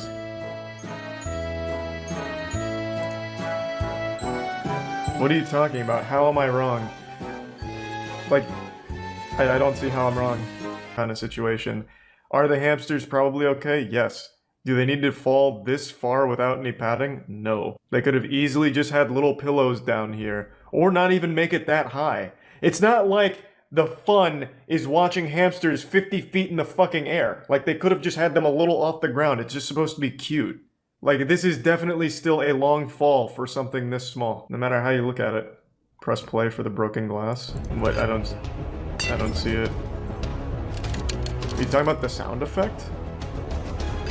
You have no information on the height or the padding of anything and you're jumping to conclusions. I can make a pretty good guess on that it's higher than the hamster's height based on this clip. So not only is the hamster full hanging here, which means there's no ground here, the camera is also still significantly further down. I can make a pretty good guesstimate that it's pretty high for a little hamster. Like, I don't know what the fuck you're talking about. Like, it's very easy to pick these things up. Like, I don't know how dumb you have to be to think that I'm somehow wrong, that they're like just barely off the ground. And very clearly in their proof that there's padding down there, there's not. Because here's that same clip. They use a different hamster, and they don't do a continuous shot. It cuts to just a box of fuzz, and a different hamster falling on it. I don't know how you defend this. I really don't. You have to be really fucking dumb. Like, genuinely. Or just huffing some fat copium. Or maybe you own the channel. I don't know, man. This is very sketchy. I don't think the hamsters got hurt, but they really wanted to cover their ass. Maybe they didn't have a shot for both the glass and the padding. How? They have this shot right here. You can see, like, the whole arena. They could have just played the full clip from this camera. They have so many cameras here. And even still, even if they didn't have one of both, they could have played out the whole clip from once the hamster fell. Man, I'm really fucking upset about this. This was super cute until this. Yeah, it was a pretty frustrating stream moment there. There was people saying that it's okay to throw cats as like a defense when I brought up like the cat comparison. Like, yeah, no one should have been mad when a cat was thrown in the first place. It's like, what the fuck are you talking about? Like, it got really sad to read some shit in the chat that night. But now let's go a bit further. So, a lot of them were just blatantly wrong about how resilient hamsters are. Apparently hamsters can just die from being startled by a human sneeze. I read a couple articles on hamsters that literally just died from the stress of being surprised. So imagine falling that far for a hamster. Maybe the reason they use a different hamster is because it died from shock on the way down. Like, they're not that resilient. In fact, it's the quite opposite. If you accidentally blast a fart in your room with a hamster nearby, it might just kill it out of shock. You know, they're not these fucking balls of immortality that can survive anything from like a gunshot to a rocket launcher direct hit. Now for the next point that the hamster experts were making in chat, that hamsters can survive a fall from any height, even like out of a fucking airplane without a parachute apparently. That's also blatantly wrong. While it is rare for hamsters to die from a high fall, it's extremely common for them to injure the fuck out of themselves from a fall of even moderate height. I was reading somewhere like in the ballpark of like 10 to 15 inches sometimes is enough to completely paralyze them or break their backs and legs like badly. So again, don't know how long of a fall this was in the hamster Squid Game, but it's definitely at least double their height judging by how long they were hanging and how far they still fell before getting off camera. So it's still a pretty sizable fall and enough for them to easily break bones. Now, I don't think there's even really a need to debunk a lot of this shit. I feel like a lot of it should just be common sense that they should have just had padding and showed that there was padding there the whole time. If you were going to defend yourself from claims of animal abuse, the number one thing you should do is show that there was no animal abuse by just showing the clip unedited, right? You take the raw footage, you have a wide-angle camera that you have used throughout the entire video, which means you have a ton of footage there. You can just show when the hamster fell into the padding that you apparently had, and then when you picked up the hamster and got it out of the arena, or anything, just showing the hamster was okay ultimately, but not once did they show the hamsters were okay. Instead, what they did is they showed a highly cut clip of a hamster falling and then a hamster landing in a box of stuffing. Two completely different shots, edited together sloppily in Windows Movie Maker. It's garbage, and this is why it's extremely sketchy, and I still stand by it that this is a very shady, very not good video. So yeah, I just wanted to go into the new year getting all of this out there, letting you all know that I still stand by this. I don't know why people were so adamant in the comments that everything was okay. There'd be no reason to fake behind the scenes footage if everything was truly normal and all the animals were fine. So yeah, just wanted to talk about this and finally address it. That's about it. See ya. Minecraft Twitter, what's up with that, huh? Wacky, goofy shit going on there. This is probably the millionth video talking about Minecraft stands on YouTube, but I wanted to kind of talk about something that just happened that's kind of got my ass greased up a little bit. Now, I'll just break it all down for you, give you the full lore update, although I'm sure most of you know. On Twitter, one of the biggest, most toxic communities is the Minecraft stan community, with people that are extremely obsessed with Minecraft content creators on the internet. And this community eats itself alive. This shit is actual cannibalism. If you see a Minecraft stan on Twitter, just assume that they've tasted human flesh before. They're like little piranhas or catfish, just constantly eating shit for no reason. They just go out of their way to make themselves as miserable as possible and find things to be upset about. And it's usually the things they love the most. They absolutely murder the content creators that they're obsessed with. If anything goes even slightly awry with the perfect image they have of their Minecraft YouTuber, they lose their fucking mind about it and go on absolute Twitter rampages and trend everything about it. So recently this happened with Tommy Innit. Tommy Innit, very popular Minecraft player. He's a 17-year-old kid. And these bloodthirsty warriors on Twitter recently blasted him multiple times over the course of a couple days, and then he finally made an announcement saying that it's just been too much for his mental health and he's having to go to therapy now and doesn't really want to engage online anymore, which is pretty extreme considering he's a 17-year-old kid. So they successfully bullied a child for nothing. With backlash like this, you would have expected it to be something extreme that caused it, like a video of Tommy slitting the throat of a puppy, or Tommy doing something crazy like saying he doesn't like BTS music. But it wasn't anything like that. He got all of this shit happening to him for a very lighthearted joke, which we'll get to in a minute. But I want to explain, he's not just gonna like up and quit the internet as far as I know. It's just mainly targeted towards Twitter. He no longer wants to be there, which is completely understandable. Twitter is the most miserable place on the planet. It'd be more fun to live in an active war zone than it would be to spend an hour on Twitter. Truly vile garbage with absolute trash people on that platform. And I want to explain one more time just how ridiculous the Minecraft stands can be. There's entire pages dedicated to just keeping track of what Minecraft YouTubers are listening to on Spotify at all hours of the day. So when it gets to a song they like, they can make 50 tweets about how excited they are that their favorite Minecraft YouTuber is listening to it. It's extremely unhealthy.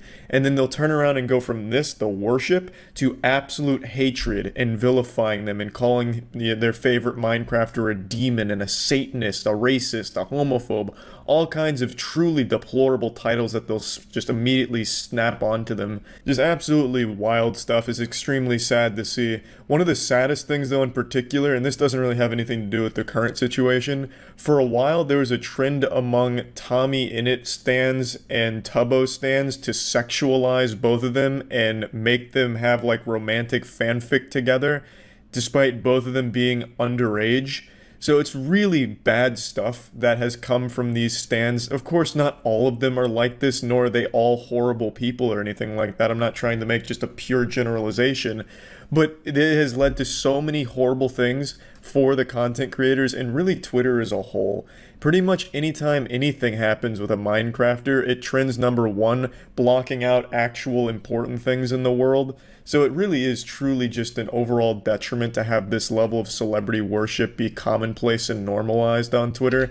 I really think parents need to do a better job of raising their children and monitor their online activities, because what's happening is these YouTubers are unintentionally raising a whole generation of kids.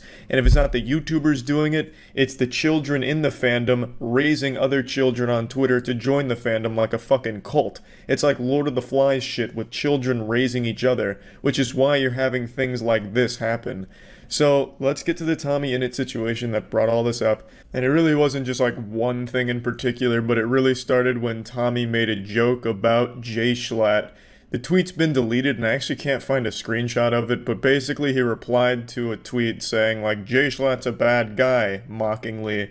And then the Minecraft stans got really upset about this, so they trended something called Tommy Neg, meaning Tommy negative, so it's just them shitting all over Tommy to make it trend, so you could just see nothing but shit on Tommy, because they didn't like that he was making light about Jay Schlatt. Jay Schlatt is apparently a very problematic figure in the Minecraft community. I don't know what the fuck he did, but it sounds like he must have beat up everyone's dad and then fucked all of their moms in that community. They hate him. They have labeled him every awful thing that you can possibly think of, from a racist to a homophobe to a Nazi to a transphobe. All of it has been slapped onto Jay Schlatt. I have no idea what the fuck went on there. But then the community got riled up and they were trying to cancel Tommy because of his friendship with Jay Schlatt. Basically, what stans want is complete control over their favorite Minecraft creator. They want to treat him like a fucking doll or an action figure that they can move around and do what they want. Like they're the puppeteers and they're the marionette dancing on the strings for him. So they wanted him to end his friendship. They were talking about how hurt they were by Tommy. I swear to God, if they found out Tommy's mom made an offensive joke in the late 80s, they would demand Tommy kill her in order to earn their forgiveness. It is wild how much control they want over the Minecraft content creators. I honestly don't know how more of them haven't snapped at the stands and how some of them even encourage the behavior. They get eaten alive by it. They're literally encouraging a swarm of locusts that peel their fucking flesh off at the drop of a hat over nothing. I don't know why it isn't taking a firmer stance. I understand there's not a whole lot of things you can do, and I know a lot of them do try and be responsible with the stands and like the power of it and try and point out bad behavior. But I think just a blanket statement, just completely fucking stop standing, you know, just block every stand or something, like I don't know. But it's only with Minecraft. Mr. Beast is 3 times the size of even the biggest Minecraft player, and he has none of this shit. Mr. Beast community is like the nicest on the internet. They're constantly uplifting each other, aside from the people that try and scam. But, I mean, that's always going to happen. I mean, especially nowadays with like NFTs and shit. You can't do too much about that. But Mr. Beast community is significantly larger than any Minecraft community, and you don't see any of this from them. So there's clearly a way of doing it. It's just, I can tell you the way they're currently going about it, which is like encouraging it and like nodding at it, like, hey, maybe trend this on Twitter, is the wrong way of doing it. Because then you'll have shit like this happen, where a good guy like Tommy gets fucked in the ass by the community. It's crazy. But again, I'm getting sidetracked. This is actually a pretty passionate topic for me because it's so unhealthy both for the Minecraft player and the people that obsess over him. It's not good for any of the parties involved here at all. They're both constantly like a parasitic relationship and constantly miserable because of it. But anyway, so after this whole Twitter debacle with the J Schlatt joke, Tommy had a stream. And in the stream, the chat went nuts. In the stream, he asked the community to educate him on some things and just shed some light on some topics he wanted more information about. The chat was constantly calling him homophobic, questioning why he wasn't more politically active, as if that's his responsibility to be a fucking political activist for you. He's a Minecraft player. He doesn't need to, you know, also go with your exact ideals on how things should be in the world. Tommy has done everything he can to go out of his way to be as inclusive as possible to everyone from every community. I think he's an actual really good guy. And to be completely shit on, even though he's done so much for so many people, is just absolutely repugnant. The chat from some of the shit I've seen was awful. And during the stream, that's when he mentioned that the bullying on Twitter's just gotten too bad and he's getting therapy now as a way of coping with it and getting over it to try and be a happier person in light of all of this shit. And to no one's surprise, Twitter didn't lay off the gas. In fact, they used this against him, mocking him for getting therapy. Some of them even saying he has no right to get therapy. He's not a victim. The people he hurt with his friendship are the victims, and the jokes that he's made, those are the victims, not Tommy, so he doesn't deserve therapy. I wish I could find some of these tweets that I was reading, but unfortunately a lot of these cowards deleted them now after more people became aware of this awful situation they created. But it is really some of the worst things you can imagine from a community that's supposed to be all positive and all about educating Tommy on how to be a better person when they themselves are horrible people. Horrible people, the things I was reading. And then the weirdest thing is, like, I'll click on some of these and then I'll read some of their tweets and it's absolutely awful. It's just hateful. Like, on this one in particular, there's this tweet. I don't know if this is a joke or not, but even if it is, then you're an absolute hypocrite because you're mad at Tommy for jokes that are insensitive and then you'll say something like this. And that's okay. You even use a homophobic slur. And apparently that's okay for you to do. Like, I don't get it. It's like these Minecraft police officers, professional Twitter warriors, are actually not that great of people themselves. As always, don't go harass anyone in the video or anyone that participated in any of this. Don't do that shit. That makes you just as bad, if not worse, than the people that actually participated, so just fucking don't. And this isn't the only account like this. This isn't the most popular tweet, obviously, from all of that. In fact, this one, I think, only ever got up to like 2K likes before it was deleted, or if it even got deleted. I just can't find it now. All I could find was this old screenshot of it. But there were multiple accounts where you'd click on it and you'd see some truly awful vitriol where they were just spewing some genuine hateful shit. The things that they were saying they didn't like, you know, trying to spread positivity, and then you go on their actual Twitter and it's nothing but hate and negativity. Just all around, this shit made me really mad today. Like I said, I think Tommy's a good kid. I think he had a lot of success at a very young age, and I don't think he let it get to him. Like, I feel like he's not going to become a douchebag or anything, even though he's already a multi-millionaire with a following of like tens of millions of people constantly worshiping him. He's still able to stay level-headed, and he recognizes that Twitter's a horrible fucking place, and they bullied him off of it, and now are mad that he's off of it. So when he left Twitter, or at least said that he wasn't going to be as active on it, Twitter fucking attacked him for that, immediately proving why he didn't want to be there anymore.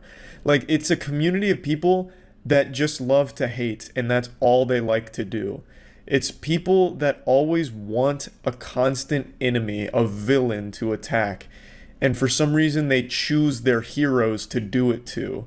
It makes no sense to me. This happens to Dream once a week at least, and it's happened to other Minecraft players as well. It's just crazy to me, and it's really upsetting to see it, to be honest. I think there needs to be like an age limit on Twitter, man. Like, you shouldn't be allowed on Twitter if you're under the age of 18, because it is just not healthy for anybody letting kids on that platform. It is just fucking not. It's bad for everyone's mental health. So anyway, I just wanted to talk about this whole thing because this one just fucking blew me away. And that's about it. So yeah. Recently, Twitch has been wow, I got out of the shower like a little less than half an hour ago, and I am looking like someone's mom in an anime. Holy shit. Watch so much fucking anime, I'm turning into a character. Anyway, Twitch has been making a lot of mistakes. Recently, PayMoneyWubby made an extraordinary video talking about some of the big mistakes they've made, and I wanted to kind of expand on that and talk about something a little more in particular. How the Twitch bans and the moderation team lead to a culture on Twitch that both promotes degeneracy and instills fear in both users and streamers. Now, I stream pretty much daily at twitch.tv/moistcritikal. Come stop by if you want to put a few extra inches on your penis. And yesterday during a stream, I said the word Jaeger when talking about Jaeger bombs, which is alcohol related. But immediately after I said that, the chat filled with ban, terms of service, shit like that. And the reason for that is because the Twitch mod team have banned a bunch of streamers for innocent words that they misheard as the N-word or other racist or bad words. So it's created this culture where people are constantly hearing racist words out of innocent words, which is absolutely frustrating and fucked up.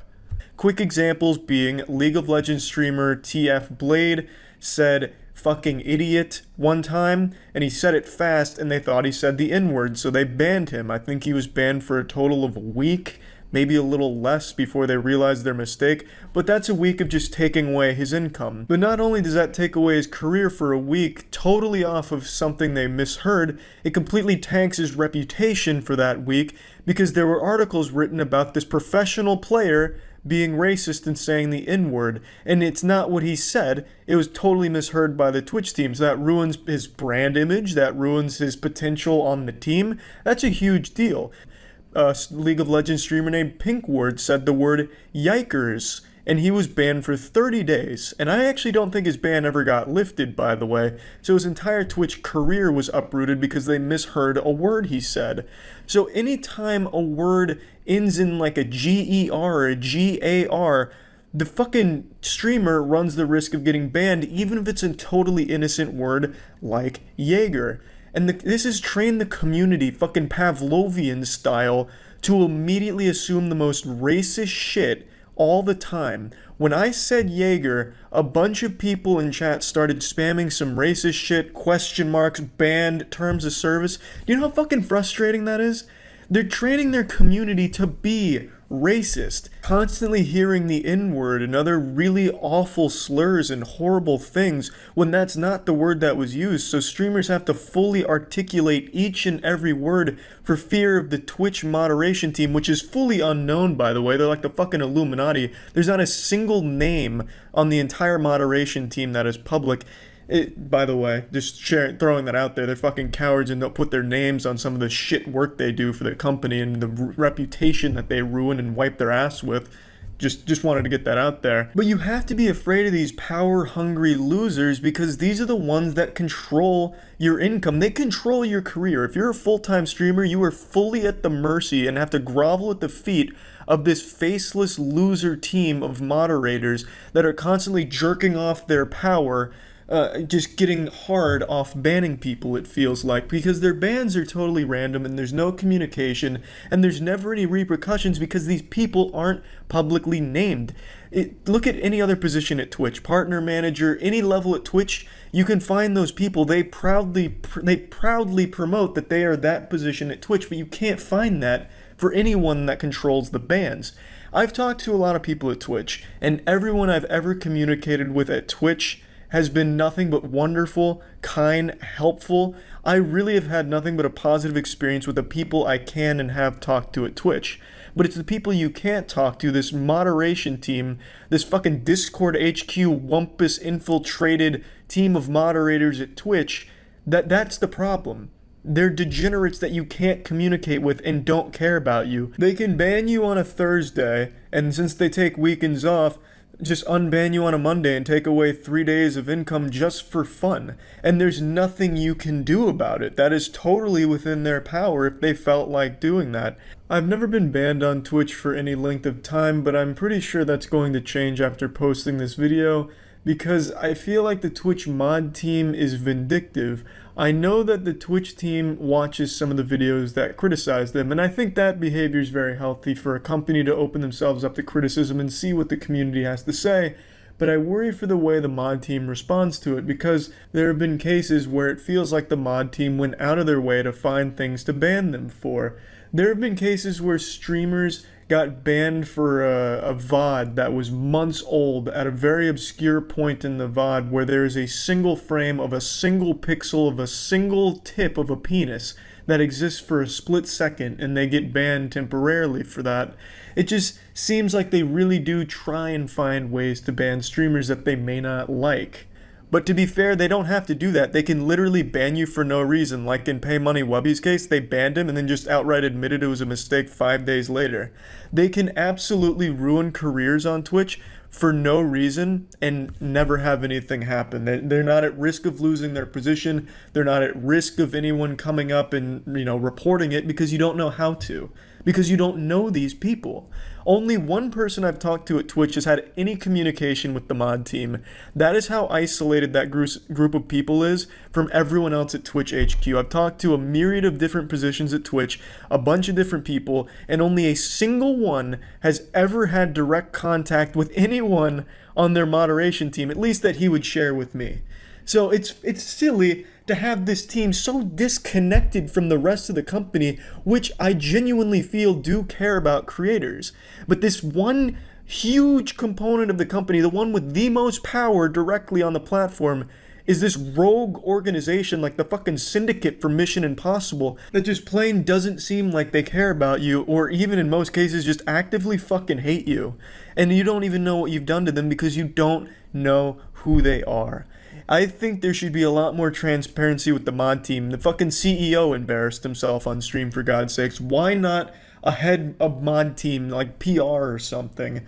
It's just extremely scary, the environment and the ecosystem that this mod team has now created. Now, it's not just the mishearing of words that has led to a toxic environment where people go around thinking they're always hearing racist or homophobic things out of words that have nothing to do with it. They also have turned a large portion of the community against female streamers. I put that entirely on the mod team. What I mean by this, for the two examples, we'll stick with mishearing words. Everyone's favorite cat lady on Twitch, Alinity, has had cases where she said words that sound like she's saying the N-word. Another streamer named Amaranth have had cases where she's saying things that sound like the N-word. In both of those cases, they received a thorough investigation and no ban, not at all. Why wasn't that same luxury and courtesy given to the two League streamers I talked about? They investigated Alinity and Amaranth and found they didn't say the words, which they didn't. So they rightfully didn't get a ban. But why did they immediately flip the switch on Blade and Pinkward when they didn't say the word? They didn't investigate, they didn't even bother. That's a very clear bias. There's clear favoritism from the mod team, and that leads to the community turning against the people that are getting that special treatment, even when they don't ask for it. The community saying things like, oh, how does Twitch mod dick taste? You're immune to the Twitch mod ban hammer because you fuck them.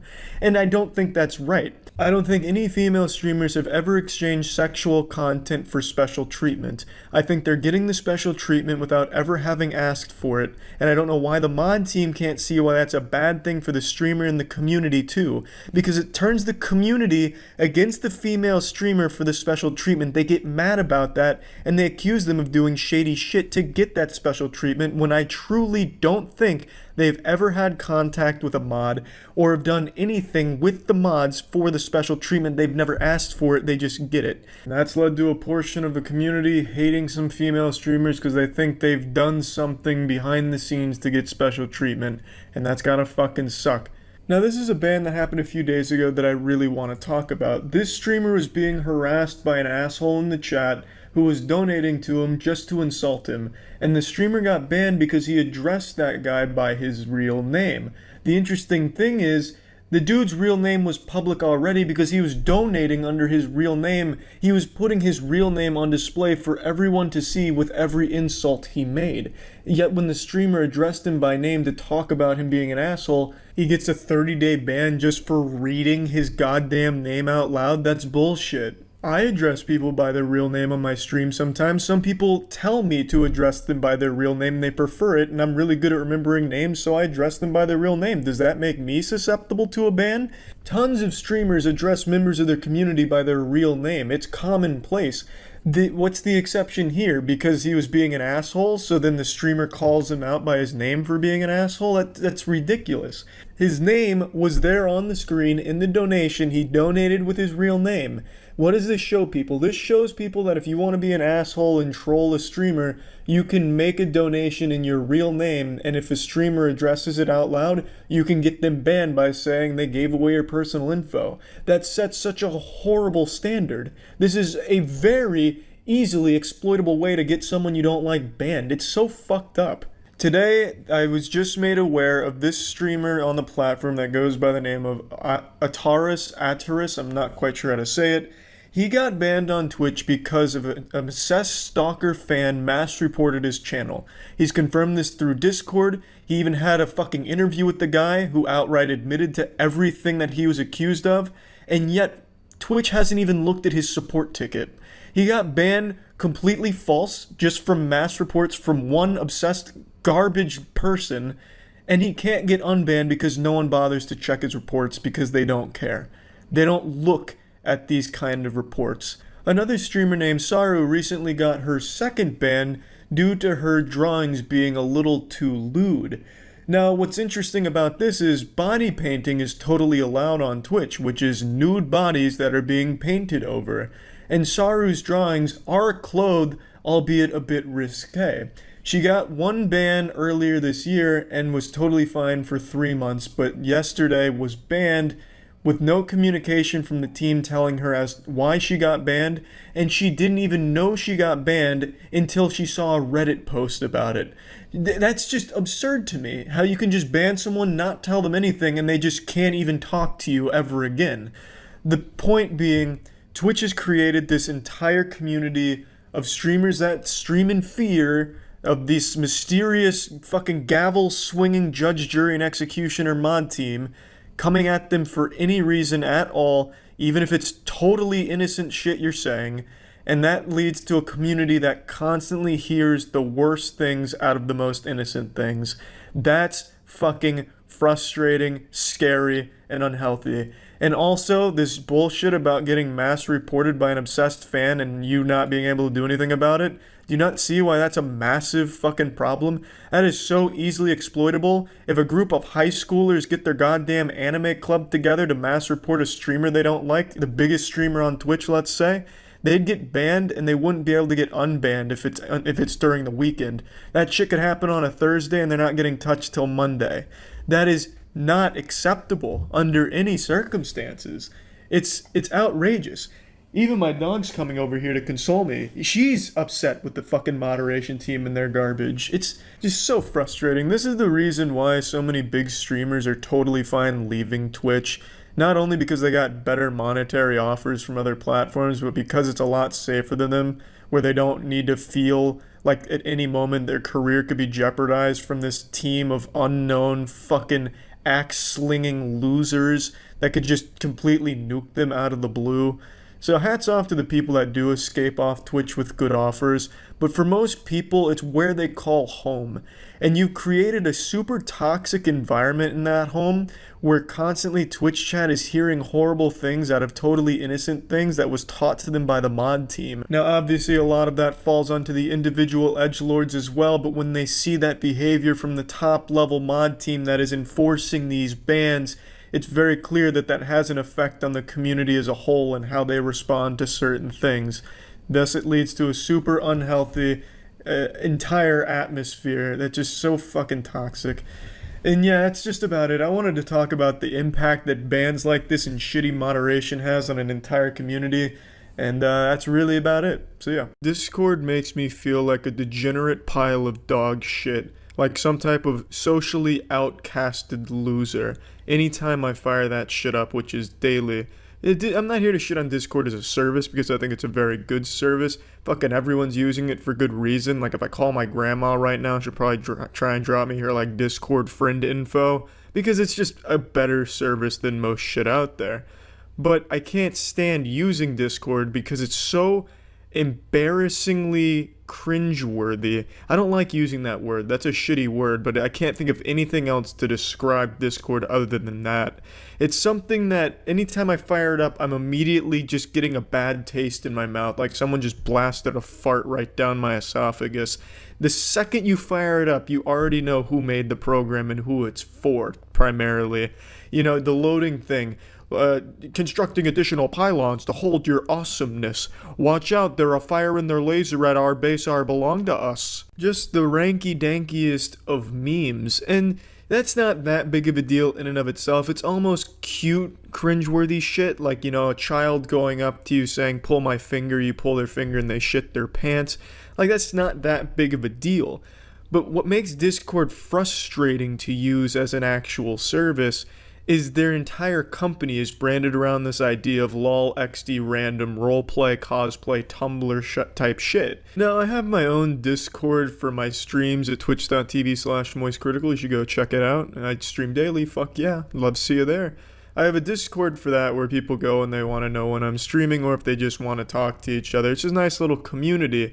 And the thing is, if I reach out to Discord if I have a question, they are no fucking help. It's like I just wandered into the goddamn anime fan club as they're LARPing in the fucking classroom. For example, Kaya, when we had our old Discord thing a while back, reached out to their partner support team about an issue he had, and this is the response he was met with. Hey Kaya Orson, Springle here. I just wanted to say thanks so much for reaching out to the partner team. Our ultra elite gaggle of partner support elves are crunching their way through solving your request. We'll get back to you quicker than a hoofer snatch after a rain double. All the cheers, Springle. Now you get a response like this and the first thing you think is I must have messaged the wrong company. This must have gone to a sex offender somewhere. This certainly can't be Discord. There's no way. There's no way they have a secret agent elf named Springle there crunching their way through my request. And what the fuck is a hoofer snatch or a reen double? I've never heard of these words before. Because it's all weird, like super high fantasy garbage. And it's not just like their support team, their whole company. Here's the message you get when you get denied for partnership as a Discord server. A Discord partner server is like a big deal, I guess, to a certain extent. So this is what happens when you get declined. My name is Springle. So our old pal Springle from the support team's back here, and this time he's delivering some bad news. Thanks for opening that email. It was getting a bit cramped, Kimpa. Back at the Discord HQ, our ritual elves have finished looking over your application. Once finished, they all hum in unison and summon a fortune cookie containing the verdict. It's fantastic and delicious, Kimpa. without further ado, let's crack open the cookie and see what it says. Maybe another day. You know, that's a great fucking rejection right there. Not only am I getting declined by the most childish company on the planet, but they're also patronizing me with it, so I'm getting like some fucking fanfic for my rejection. Aw, Shinkledinks. It looks like we can't accept you as a partner today. I'm so sorry, but maybe one day you'll grow up big and strong and we can accept you then. Yeah, maybe one day I can be so big, strong, and mentally stable that I can pretend to be a fucking Springle elf. In the meantime, it looks like you might have what it takes to join our hype squad right now. I'd love to see you submit an application and join us at the event or convention near you. Thank you so much for your support and keep building, Kimpa. Hope I get to see your beautiful face again. My magic is powered by your love. Don't forget you can keep in touch with us on Twitter at Discord app. Until we meet again, Kulu Limpa. Of course, Kulu Limpa to you as well, Mr. Springle. That shit just fucking sucks to read. You know, oh, I'm sorry, you have been declined by our magical mystical forest of time-traveling wizards. I'm so sorry. Try again next time, but why don't you follow us on Twitter and join our hype squad, Kimpa? It's so fucking embarrassing. It's a service that I can never recommend to anyone, even though I think it's really good, because I don't want to subject them to this kind of company. Shit's sad. What they should have is they should have two different Discords. This should be like Discord, children, Discord fantasy, and then they should have like Discord Pro, where it's like, normal shit, where they're not all up in your face like rubbing their mystical asshole on you and patronizing and condescending on you and shit like that. It's stupid. It's a really dumb idea for a company identity. And I'm going to go out on a limb and say this is not the same Springle as the Springle from Partner Support Team. The Springle from Partner Support Team, the Rain Doubler, he would never sink so low as to write an email like this. There's definitely other people parading a Springle around that office. It's a big conspiracy I've got the fucking tinfoil condom on. I know there's more than one Springle there. Someone is parading around as a fake Springle. Now let's go ahead and see what it looks like when you get accepted as a Discord partner. My name is Springle. Springle again, baby. Fuck yeah. Thanks for opening that email. It was getting a bit cramped, Kimpa. The same opening. And then in the fortune cookie this time, instead of getting a giant fist in your ass, you get the chosen one. Wowee. You're chosen. It's a time for celebration because you're now an official Discord partner. I'm not saying you should print this email out and put it on your fridge, but you should definitely print this email out and put it on your fridge. Golly, this is exciting. All the perks are yours. In about a week, you'll have access to our VIP servers, ability to add custom splash page to your invite screen and vanity URL. How exciting, Kimpa! Also, the King of Hoodies has finally decreed, and you shall receive yours in a few weeks. The magic is waiting, so don't let the magic wait any longer. In less repetitive terms, click the button and fill out the form so we can send you a hoodie. Click to get swag. There's just no winning with that email. There's no winning with Discord, no matter what happens. If I won the lottery through Discord, I'd still be embarrassed. It's just so silly. Like, I don't know why the company is branded this way as their identity. Wow, I look like a fucking psychopath. Kimpa. But anyway, I don't know why they chose this as their identity for their company, because this appeals literally to such a small portion of people, like not even gamers. This is such a sliver of gamers. Like, most people probably don't like to be talked to like this or have a service that treats them like children. They also have this list of words that if anyone in your server uses them, like if they say retard, your entire server can get nuked. Without even consulting you, without giving you the option of banning that person, they can just take down your server if one person uses the word retard in it, as an example. There's a lot of words that have like that, but there have been cases of entire servers going down just because one person in it said a word, and then the whole thing is gone. So they fucking treat this like it's some type of awful dystopia. It's such a good service, but God, I can't stand the fucking company behind it. And I just wanted to vent about this. We've talked about it on the official podcast, but I can't stress enough that there needs to be two Discords. There needs to be this Discord for whatever LARPers want that, and then a Discord for people that don't like to be treated like fucking idiots. That's just my suggestion. I'm no mystical fairy elf working for Discord, but I really think that should be in the future plans for him. That's it. See ya. What's going on, prank enthusiasts? Grab your bathrobes and join me in front of the fireplace as we dive back into the wild world of YouTube pranks. The last time we dipped our toes into this cesspool of top-notch side-splitting comedy, we were graced with Chris Prank Invasion's beautiful making out with my sister prank, where he French kisses his sister for views, damn near butt-fucking her mouth for views. And I'm happy to say Chris is back on the saddle again, and I don't mean riding his sister. In fact, this time he's riding his mother for views. He's posted another video, this one's making out with his actual mom. Again, there's really no telling if this is his real mommy. The only way to confirm if that really is his mother is to ask someone who's fucked her on Xbox Live if that's her. But since we don't have that information, I'm just going to assume it's not his real mom. And Chris is once again just exploiting the incest community for views. The incest community, also now known as Alabama. And just on a side note, who the fuck is watching these incest pranks? This man is making so much money off making out with his family members and rim jobbing them on camera. I don't get it. The only person I can even see looking up this kind of shit is Tom Brady, looking up children kissing their parents on the mouth compilations. I don't get it, but what the fuck ever, Chris. Good for you, man. Right, I'm sure he brags about that accomplishment. Yeah, I'm the guy who makes out with his family on the internet. What's up? Fucking awesome. Anyway, that's not who we're here to talk about. Instead, we're going to look at an actual expert at pranks, working his magic in the wild, delivering some side-splitting comedy with his pranks, just putting nuts to butts at the mall. Let's take a look at a real prankster.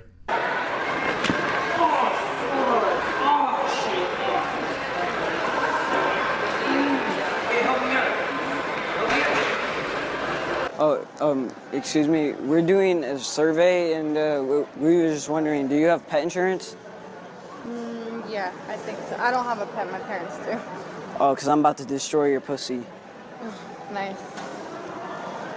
How about that double whammy, huh? That knockout blow, that combination there. Just a 1-2 right to your comedy receptors. Definitely having a hoot and a holler over those two pranks back to back.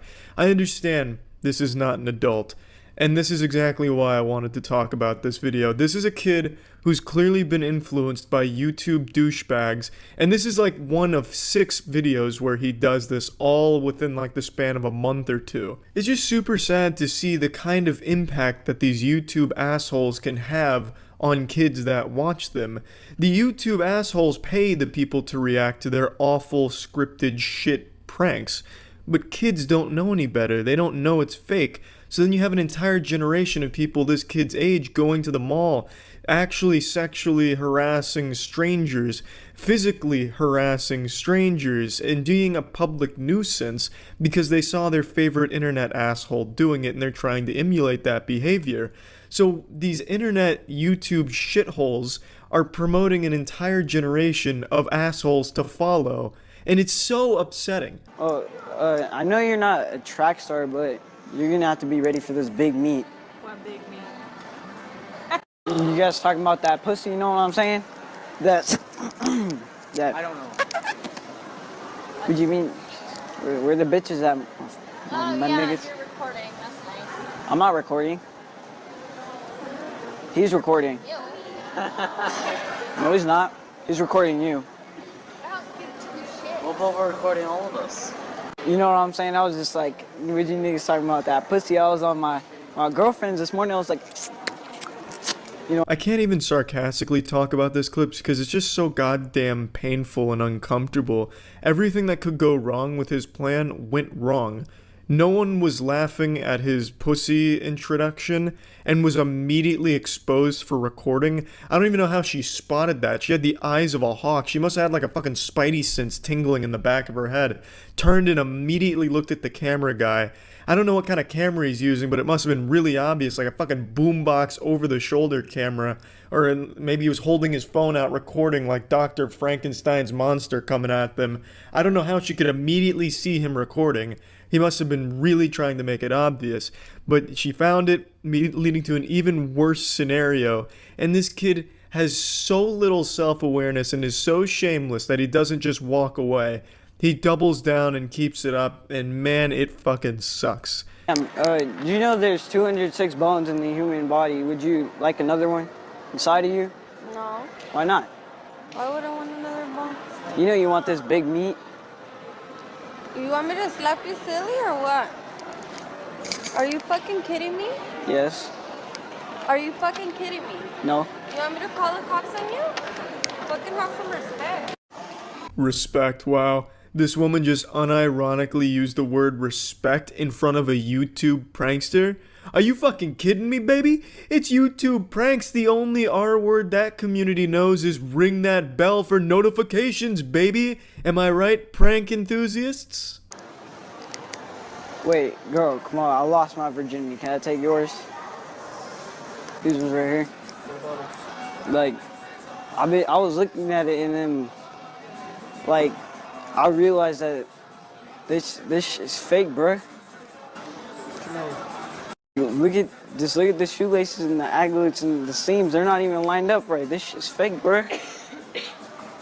You looking at them pussy pics, bruh? You into that anime porn?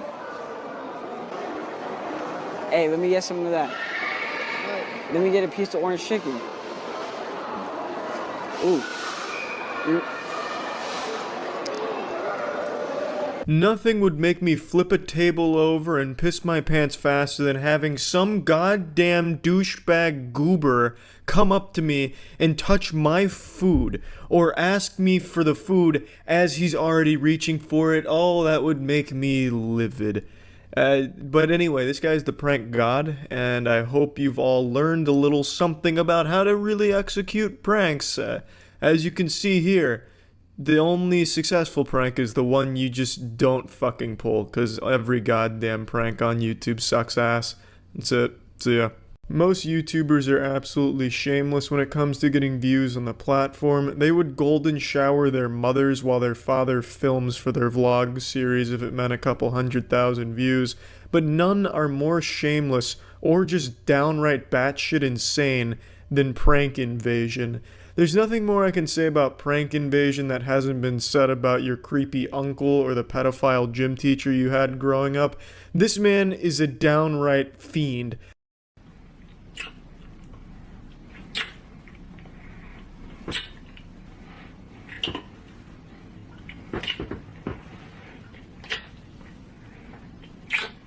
Look at that face, just look at that face. That's the face of a cool guy that tongue fucks his sister with no shame.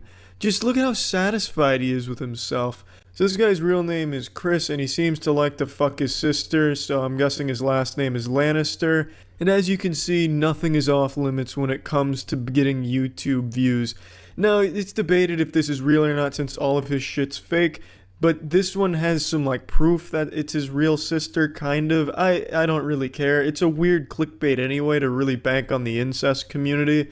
There's a cardinal rule when it comes to incest porn. It's not incest porn if the sound's off, then it's just porn. And I think that's what Chris is kind of banking on. I really don't know. The man's a fucking delusional madman. But what I want to really talk about is his behavior on Twitter. This guy is absolutely fucking pathetic. So it all started a couple days ago with this tweet targeting Ethan, because Ethan's made a lot of videos about him insulting his shit. And I guess on this day something just snapped at him like the fucking Winter Soldier, and he called Ethan out to a boxing match which was declined, so then he went to a chess match, which is quite a big jump from boxing to chess. You might as well have just challenged him to a great tea party. Not exactly the most stunning or brave of tweets or anything like this, but it got kind of big because Ethan responded to it and then I saw it, so I went to his Twitter and his fucking bio says professional fighter 8-0. I don't know if I believe this. I'm guessing he's beating his opponents by making out with them until they get too erect and ejaculate and just collapse from exhaustion. I don't know what his strategy is because this doesn't seem like a fighter. This is definitely more of a lover. This man's like a fucking vampire of lips. This man needs them to survive. He's always sloppily kissing an actress he's paid. So I'm guessing he's transferred that strategy to the octagon. I don't know, I haven't checked out any of his fights on Pornhub yet. So when I saw this, it piqued my interest, and I kind of kept up with the Twitter drama, and it really was revealed how pathetic and sad this man is. A response from Chaos Silencer, you need to go to college to be smart, and then Chris responds, reread my statement, your reply is a logical fail. I would know because I scored a 174 on the LSAT, which got me into Northwestern Law after graduating with top honors from UC Berkeley. BTW, the LSAT is an exam in logic. This shit is like straight off of a copy pasta. I wish he had continued. I was expecting another tweet like an hour later. Oh, and also I graduated top of astronaut camp with over a 5,000 parameter index interstellar point score, which has never been done. That blew Neil Armstrong's scores out of the water by over 4,000 points. I am quite literally out of this world. You are beneath me. I was expecting more from Chris. If he was going to go on this copy pasta route, I wish he had committed a bit harder. When I saw this response, I couldn't help but retweet with comment, which isn't something I usually do. So I said, you fucking idiots don't even realize he also graduated at the top of the Navy SEALs with over 500 confirmed kills. Even more impressive, he's made out with his sister over 1,000 times. No, you know, not the biggest zinger I've ever had, no doubt, but I thought it was enough to at least get a response from Chris, which it didn't. Chris is obviously very careful with the fights he chooses, which is why he's 8-0 against the middle school marching band that he's brutalizing. So he didn't respond to me, but he did go on even further into his delusions. He made 2 tweets making it an open challenge to anyone in a chess tournament for $100,000, but no one cares about him, so no one responded to it. I think his attempt was to get more people talking about him, but it didn't work because nobody cares about Chris, except for Ethan to make a couple jokes because Chris is just the punching bag. And then when it seemed like he wasn't getting anything more out of the exchanges, he made this tweet, and this is why I think he's probably the saddest man on YouTube. You see that magic? This brand deal wanted to pay me $25,000, but they said my Twitter impressions were low compared to YouTube and Instagram. Boom! I engineered this and played you for fools. Daddy's got his check now. No, you don't, Chris. How does that make any sense to anyone that's not 5 years old? Man, we'd really like to give you $25,000 for nothing, but your Twitter impressions are low, and they're super low, Chris. You get like 9 likes a tweet. Better luck next time, Chris. Pump up those rookie numbers, pussy boy. How does that make any sense? What kind of brand goes to Chris offering $25,000, but his impressions were low, so they take it away? He didn't even do a brand deal. He didn't do anything. Why did they give him $25,000 if he didn't promote a brand? Are they just giving $25,000 to anyone that can get 500 retweets? That's fucking silly. It obviously didn't happen, Chris. No one believes that happened. And he goes on further into his ruse, his pathetic shell. He says, thanks invaders, my brand deal confirmed a nice bonus due to these awesome Twitter stats, and I've never even promoted my Twitter from YouTube once. Then he shows the 2.5 million impressions. Chris, why the fuck would someone give you $25,000 if you didn't even promote their brand? That's not a brand deal, you goddamn Cro-Magnon fucking troglodyte idiot. That no one believes this, because it didn't happen. Plus at 2.5 million impressions, who is going to give you $25,000? That's low on the internet in this modern day standards. This didn't happen. You're just looking for any excuse for your lunacy, for your fucking senile actions over the day, but you were too proud to remove the tweets because you're a fucking idiot.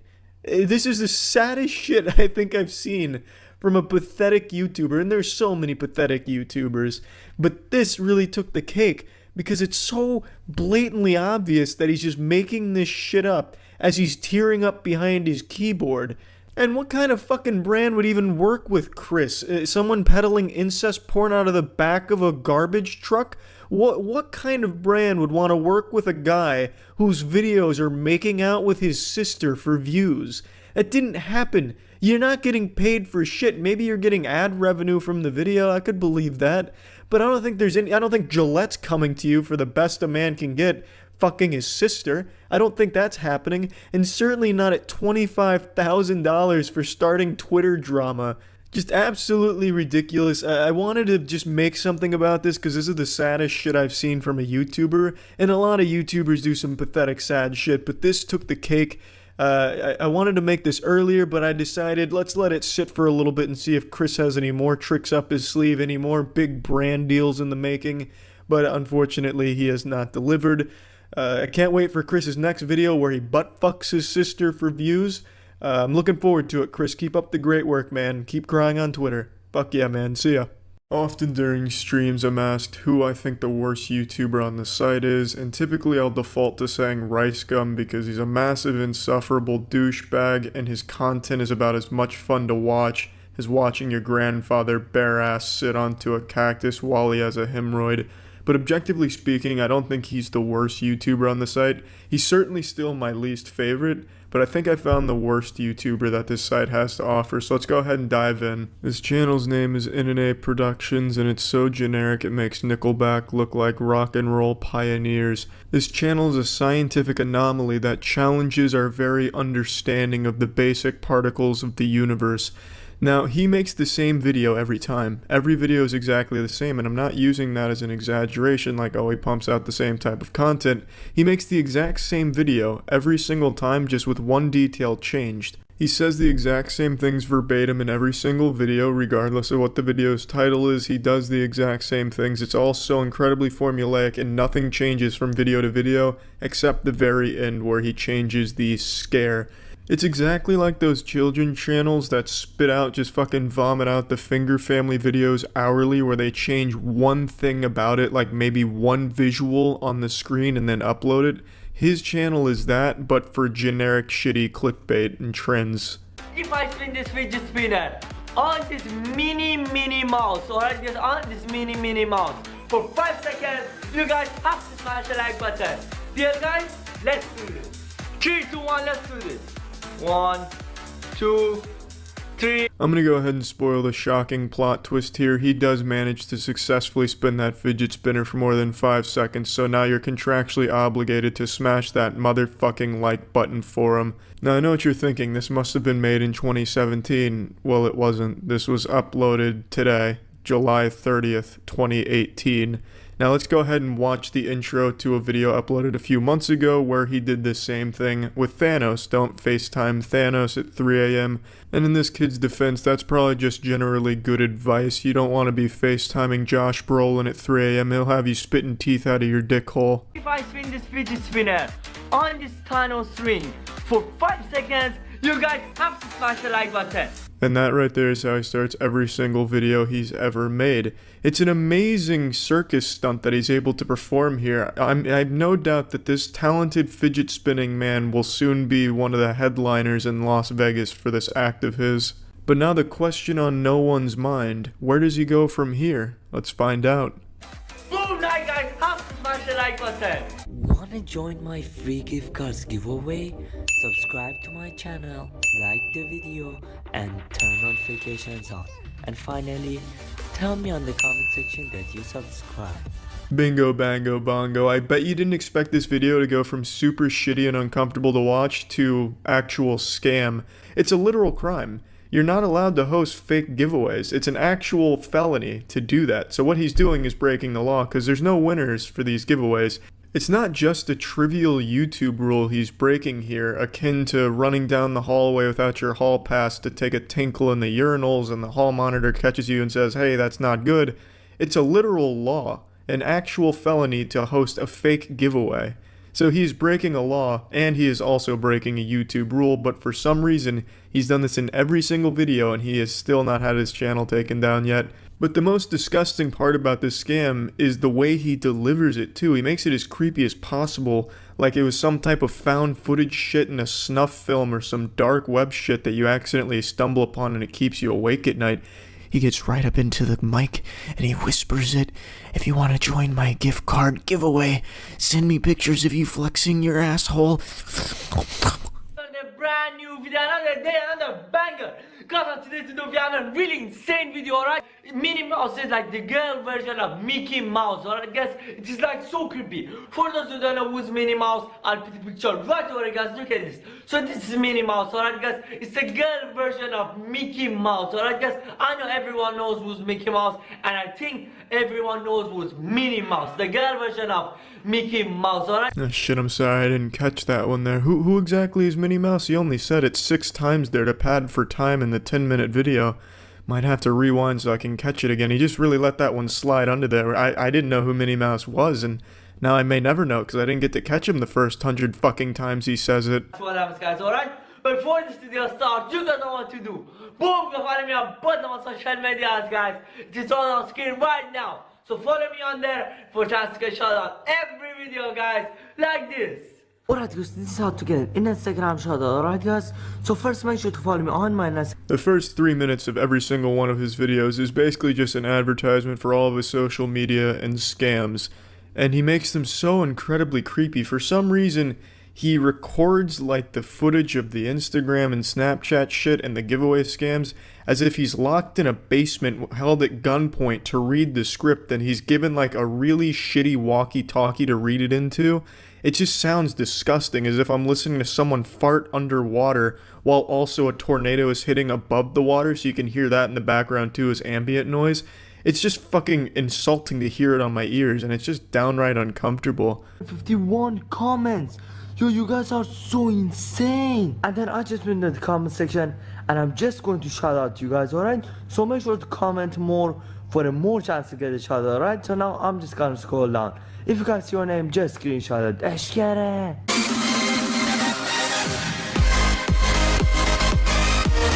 I'm gonna save you the misery of sitting through this because it is 1 minute and 30 seconds of an uninterrupted montage of him scrolling through his Instagram comments. And they just copy and pasted comments. He has maybe 4 active Instagram followers, but each one of them leaves about 200 comments each to compete in his fake giveaways. It's pathetic, and it's sad, and I have no doubt that he operates a couple of those accounts to inflate his comment numbers as well. But man, this guy wasn't lying. He is back with another banger. Some savage hot fucking fire out here. Don't let your girlfriend or wife watch this man, because they will get pregnant just from looking at his beauty. And if they see his Instagram comments, shit bro, you just lost your girlfriend and wife. Smash that like button, subscribe to my channel if you're new, and turn on post notification to be on notification squad, guys. And before this video starts, you know what time it is?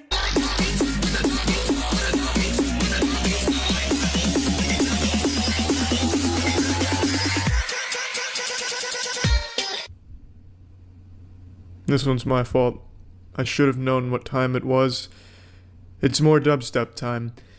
So we're 4 minutes into the video. 4 or 5 minutes, I don't remember, and I don't feel like looking again, but somewhere in that ballpark. And he has still not even gotten to the point of the video or done anything that relates to the title. All of it is just padding for time to reach 10 minutes.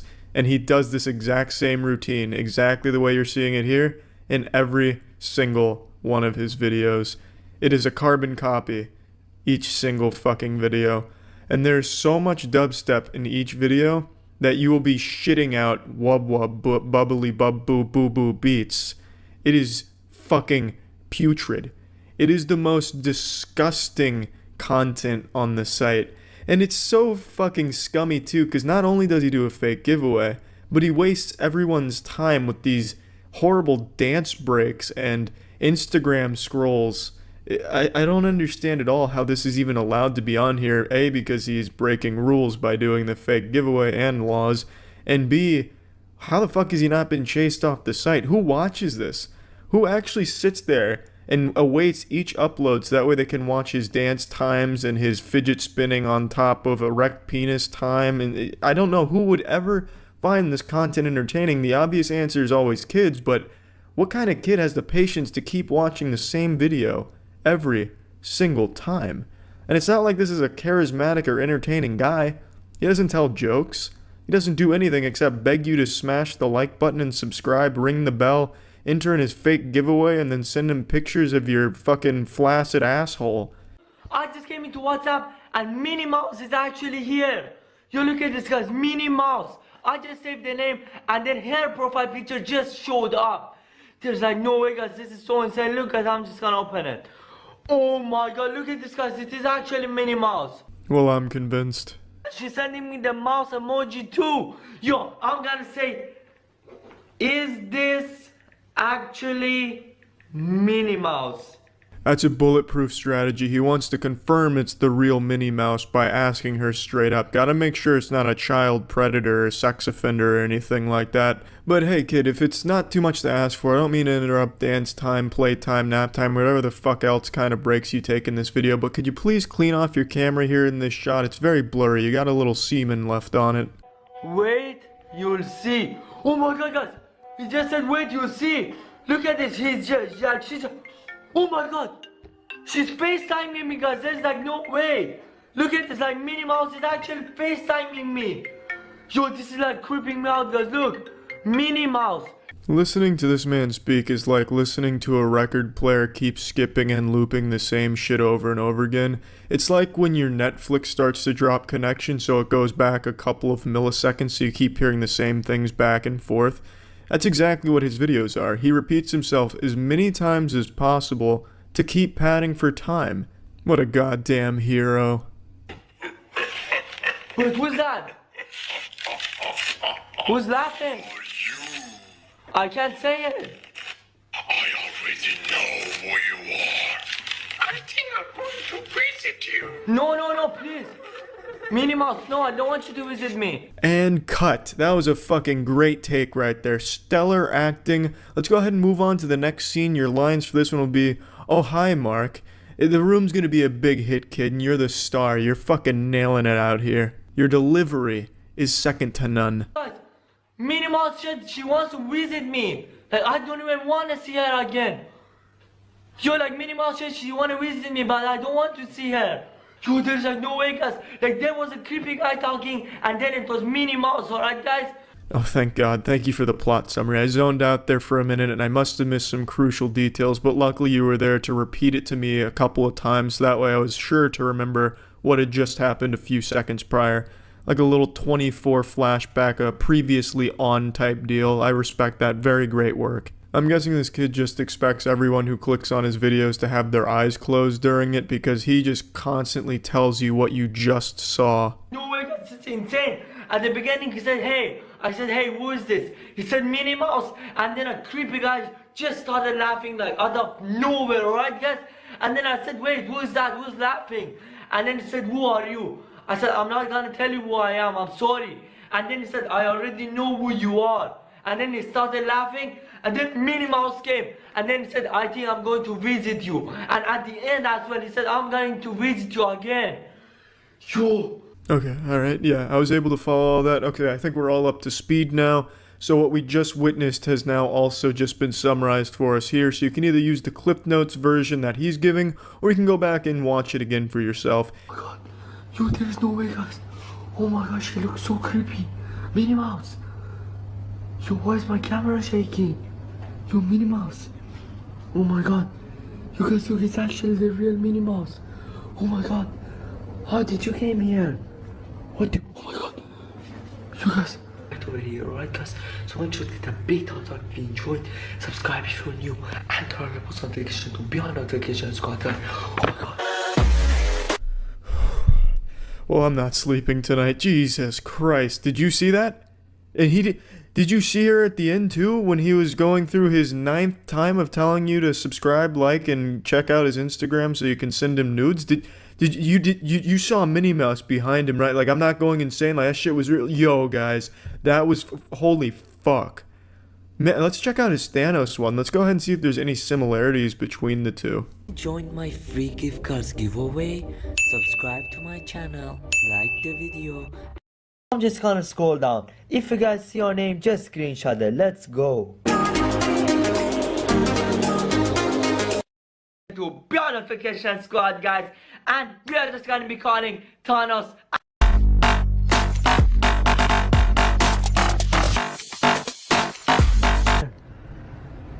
Yo, Thanos, please stop it. You look so creepy.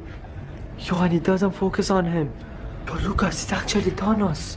So we got to hit the fake gift card giveaway, the 5-second fidget spinning like blood oath that you take, the Instagram scrolling for a couple minutes, the dance break, the repeating yourself, and then eventually FaceTiming Thanos.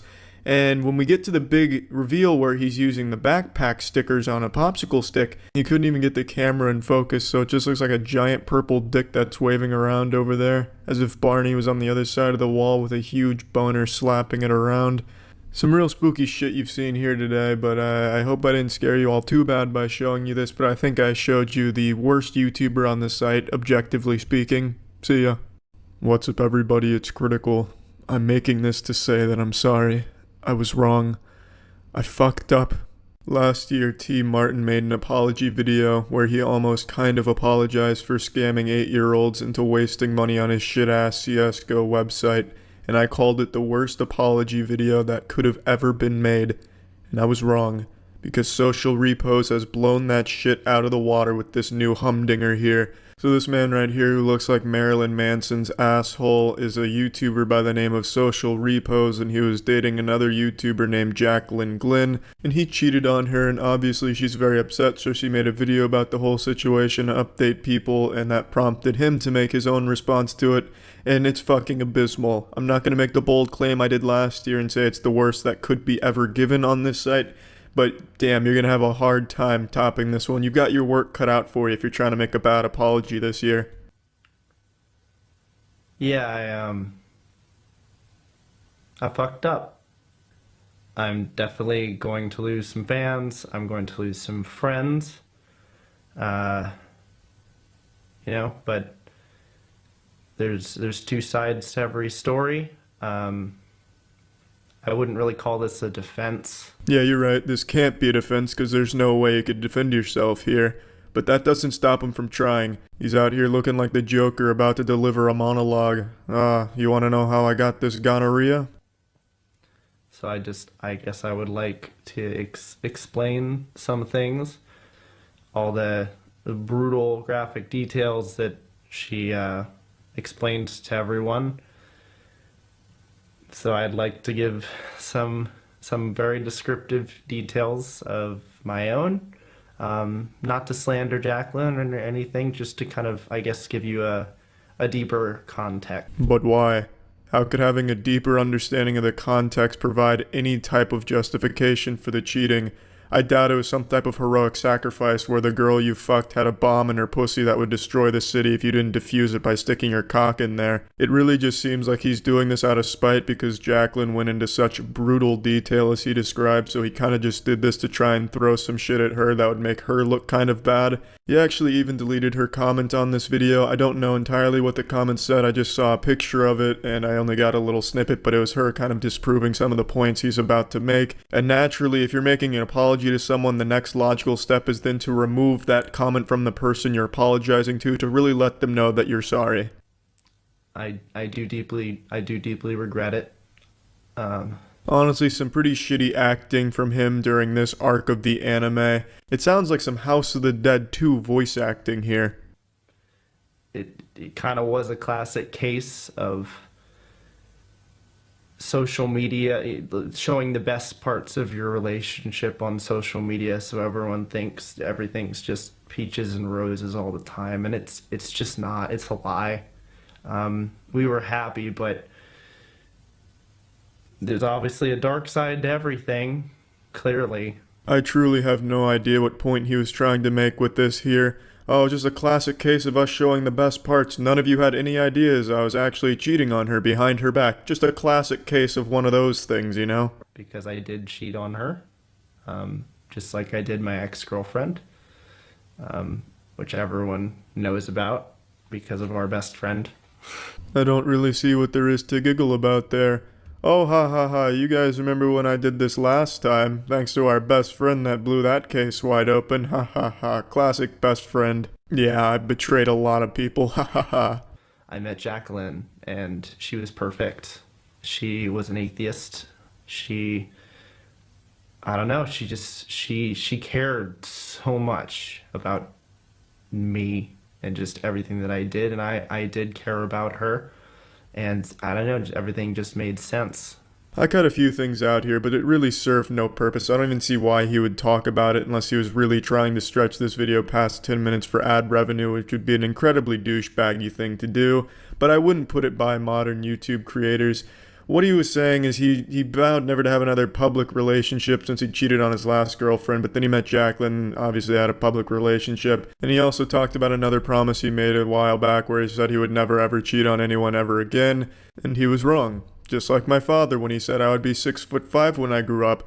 My dad is 6'5", my mother is 5'2". So luckily I split the fucking difference and I'm 5'6", so I'm really short for a 23-year-old man, and it really fucking sucks. Why couldn't I be 6 foot, Dad? Huh? Why couldn't I at least get close to your 6'5" towering Chad height?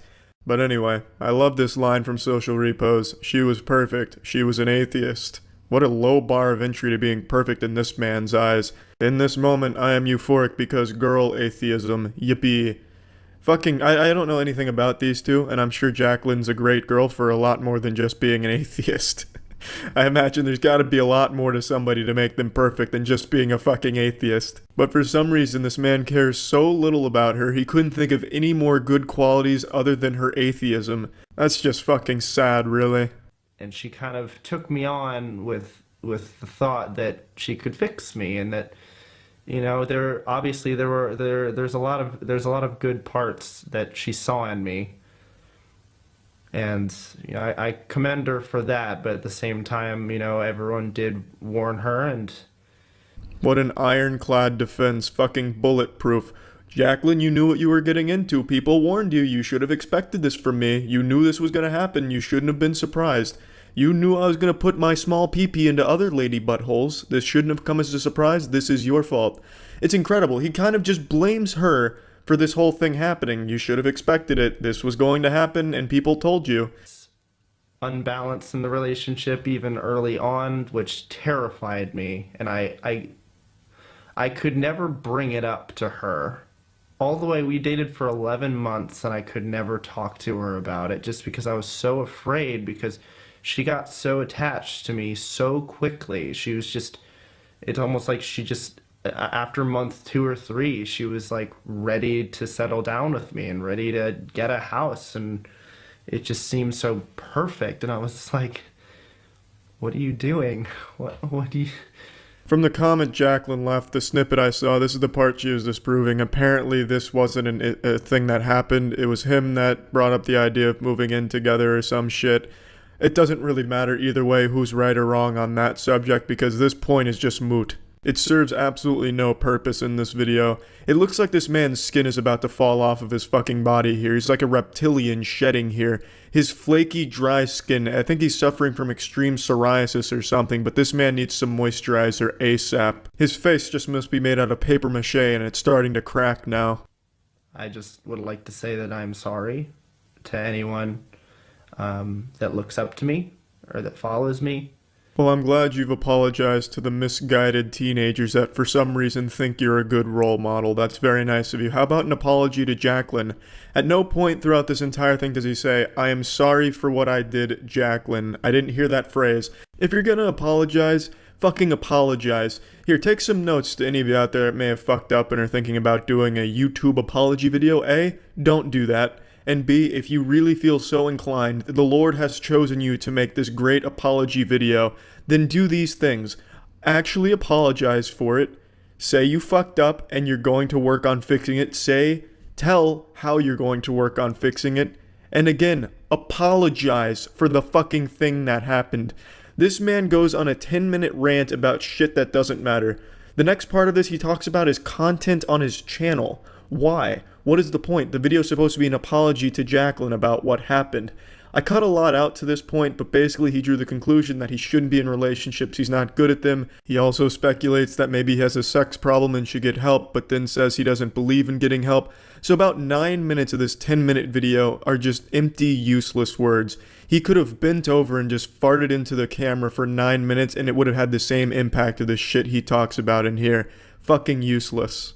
And it's clearly I'm a careerist. I'm so deeply entrenched in Social Repos just as an entity that it comes first. It comes before all my love and relationships and even family to an extent. This is my life. I've chosen it, and I put my all into it. Oh, you poor hero. All the sacrifices you made to make mediocre YouTube content. God damn.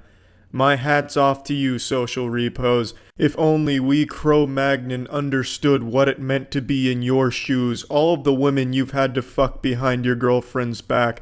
Damn, we would have so much more appreciation for the art you create here. You certainly are an expert careerist by cheating on a YouTube personality that's pretty fucking big, and then taking all of this negativity to your channel, losing a lot of subs. Man, you've really got careerism figured out, social repos. Take notes out there, any up-and-comers. This man's got it down to a science.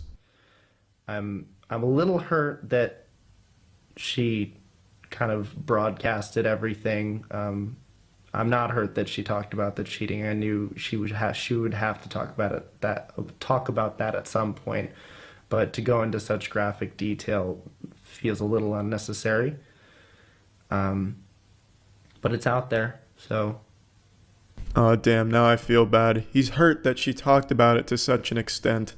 I mean, there was a set amount that he was okay with and that he would have given his blessing to, but to go past that, that's a bit disrespectful, Jacqueline. You really hurt his feelings with this. I hope you understand. And honestly, he made such a convincing argument. I'm convinced he's the victim in all this.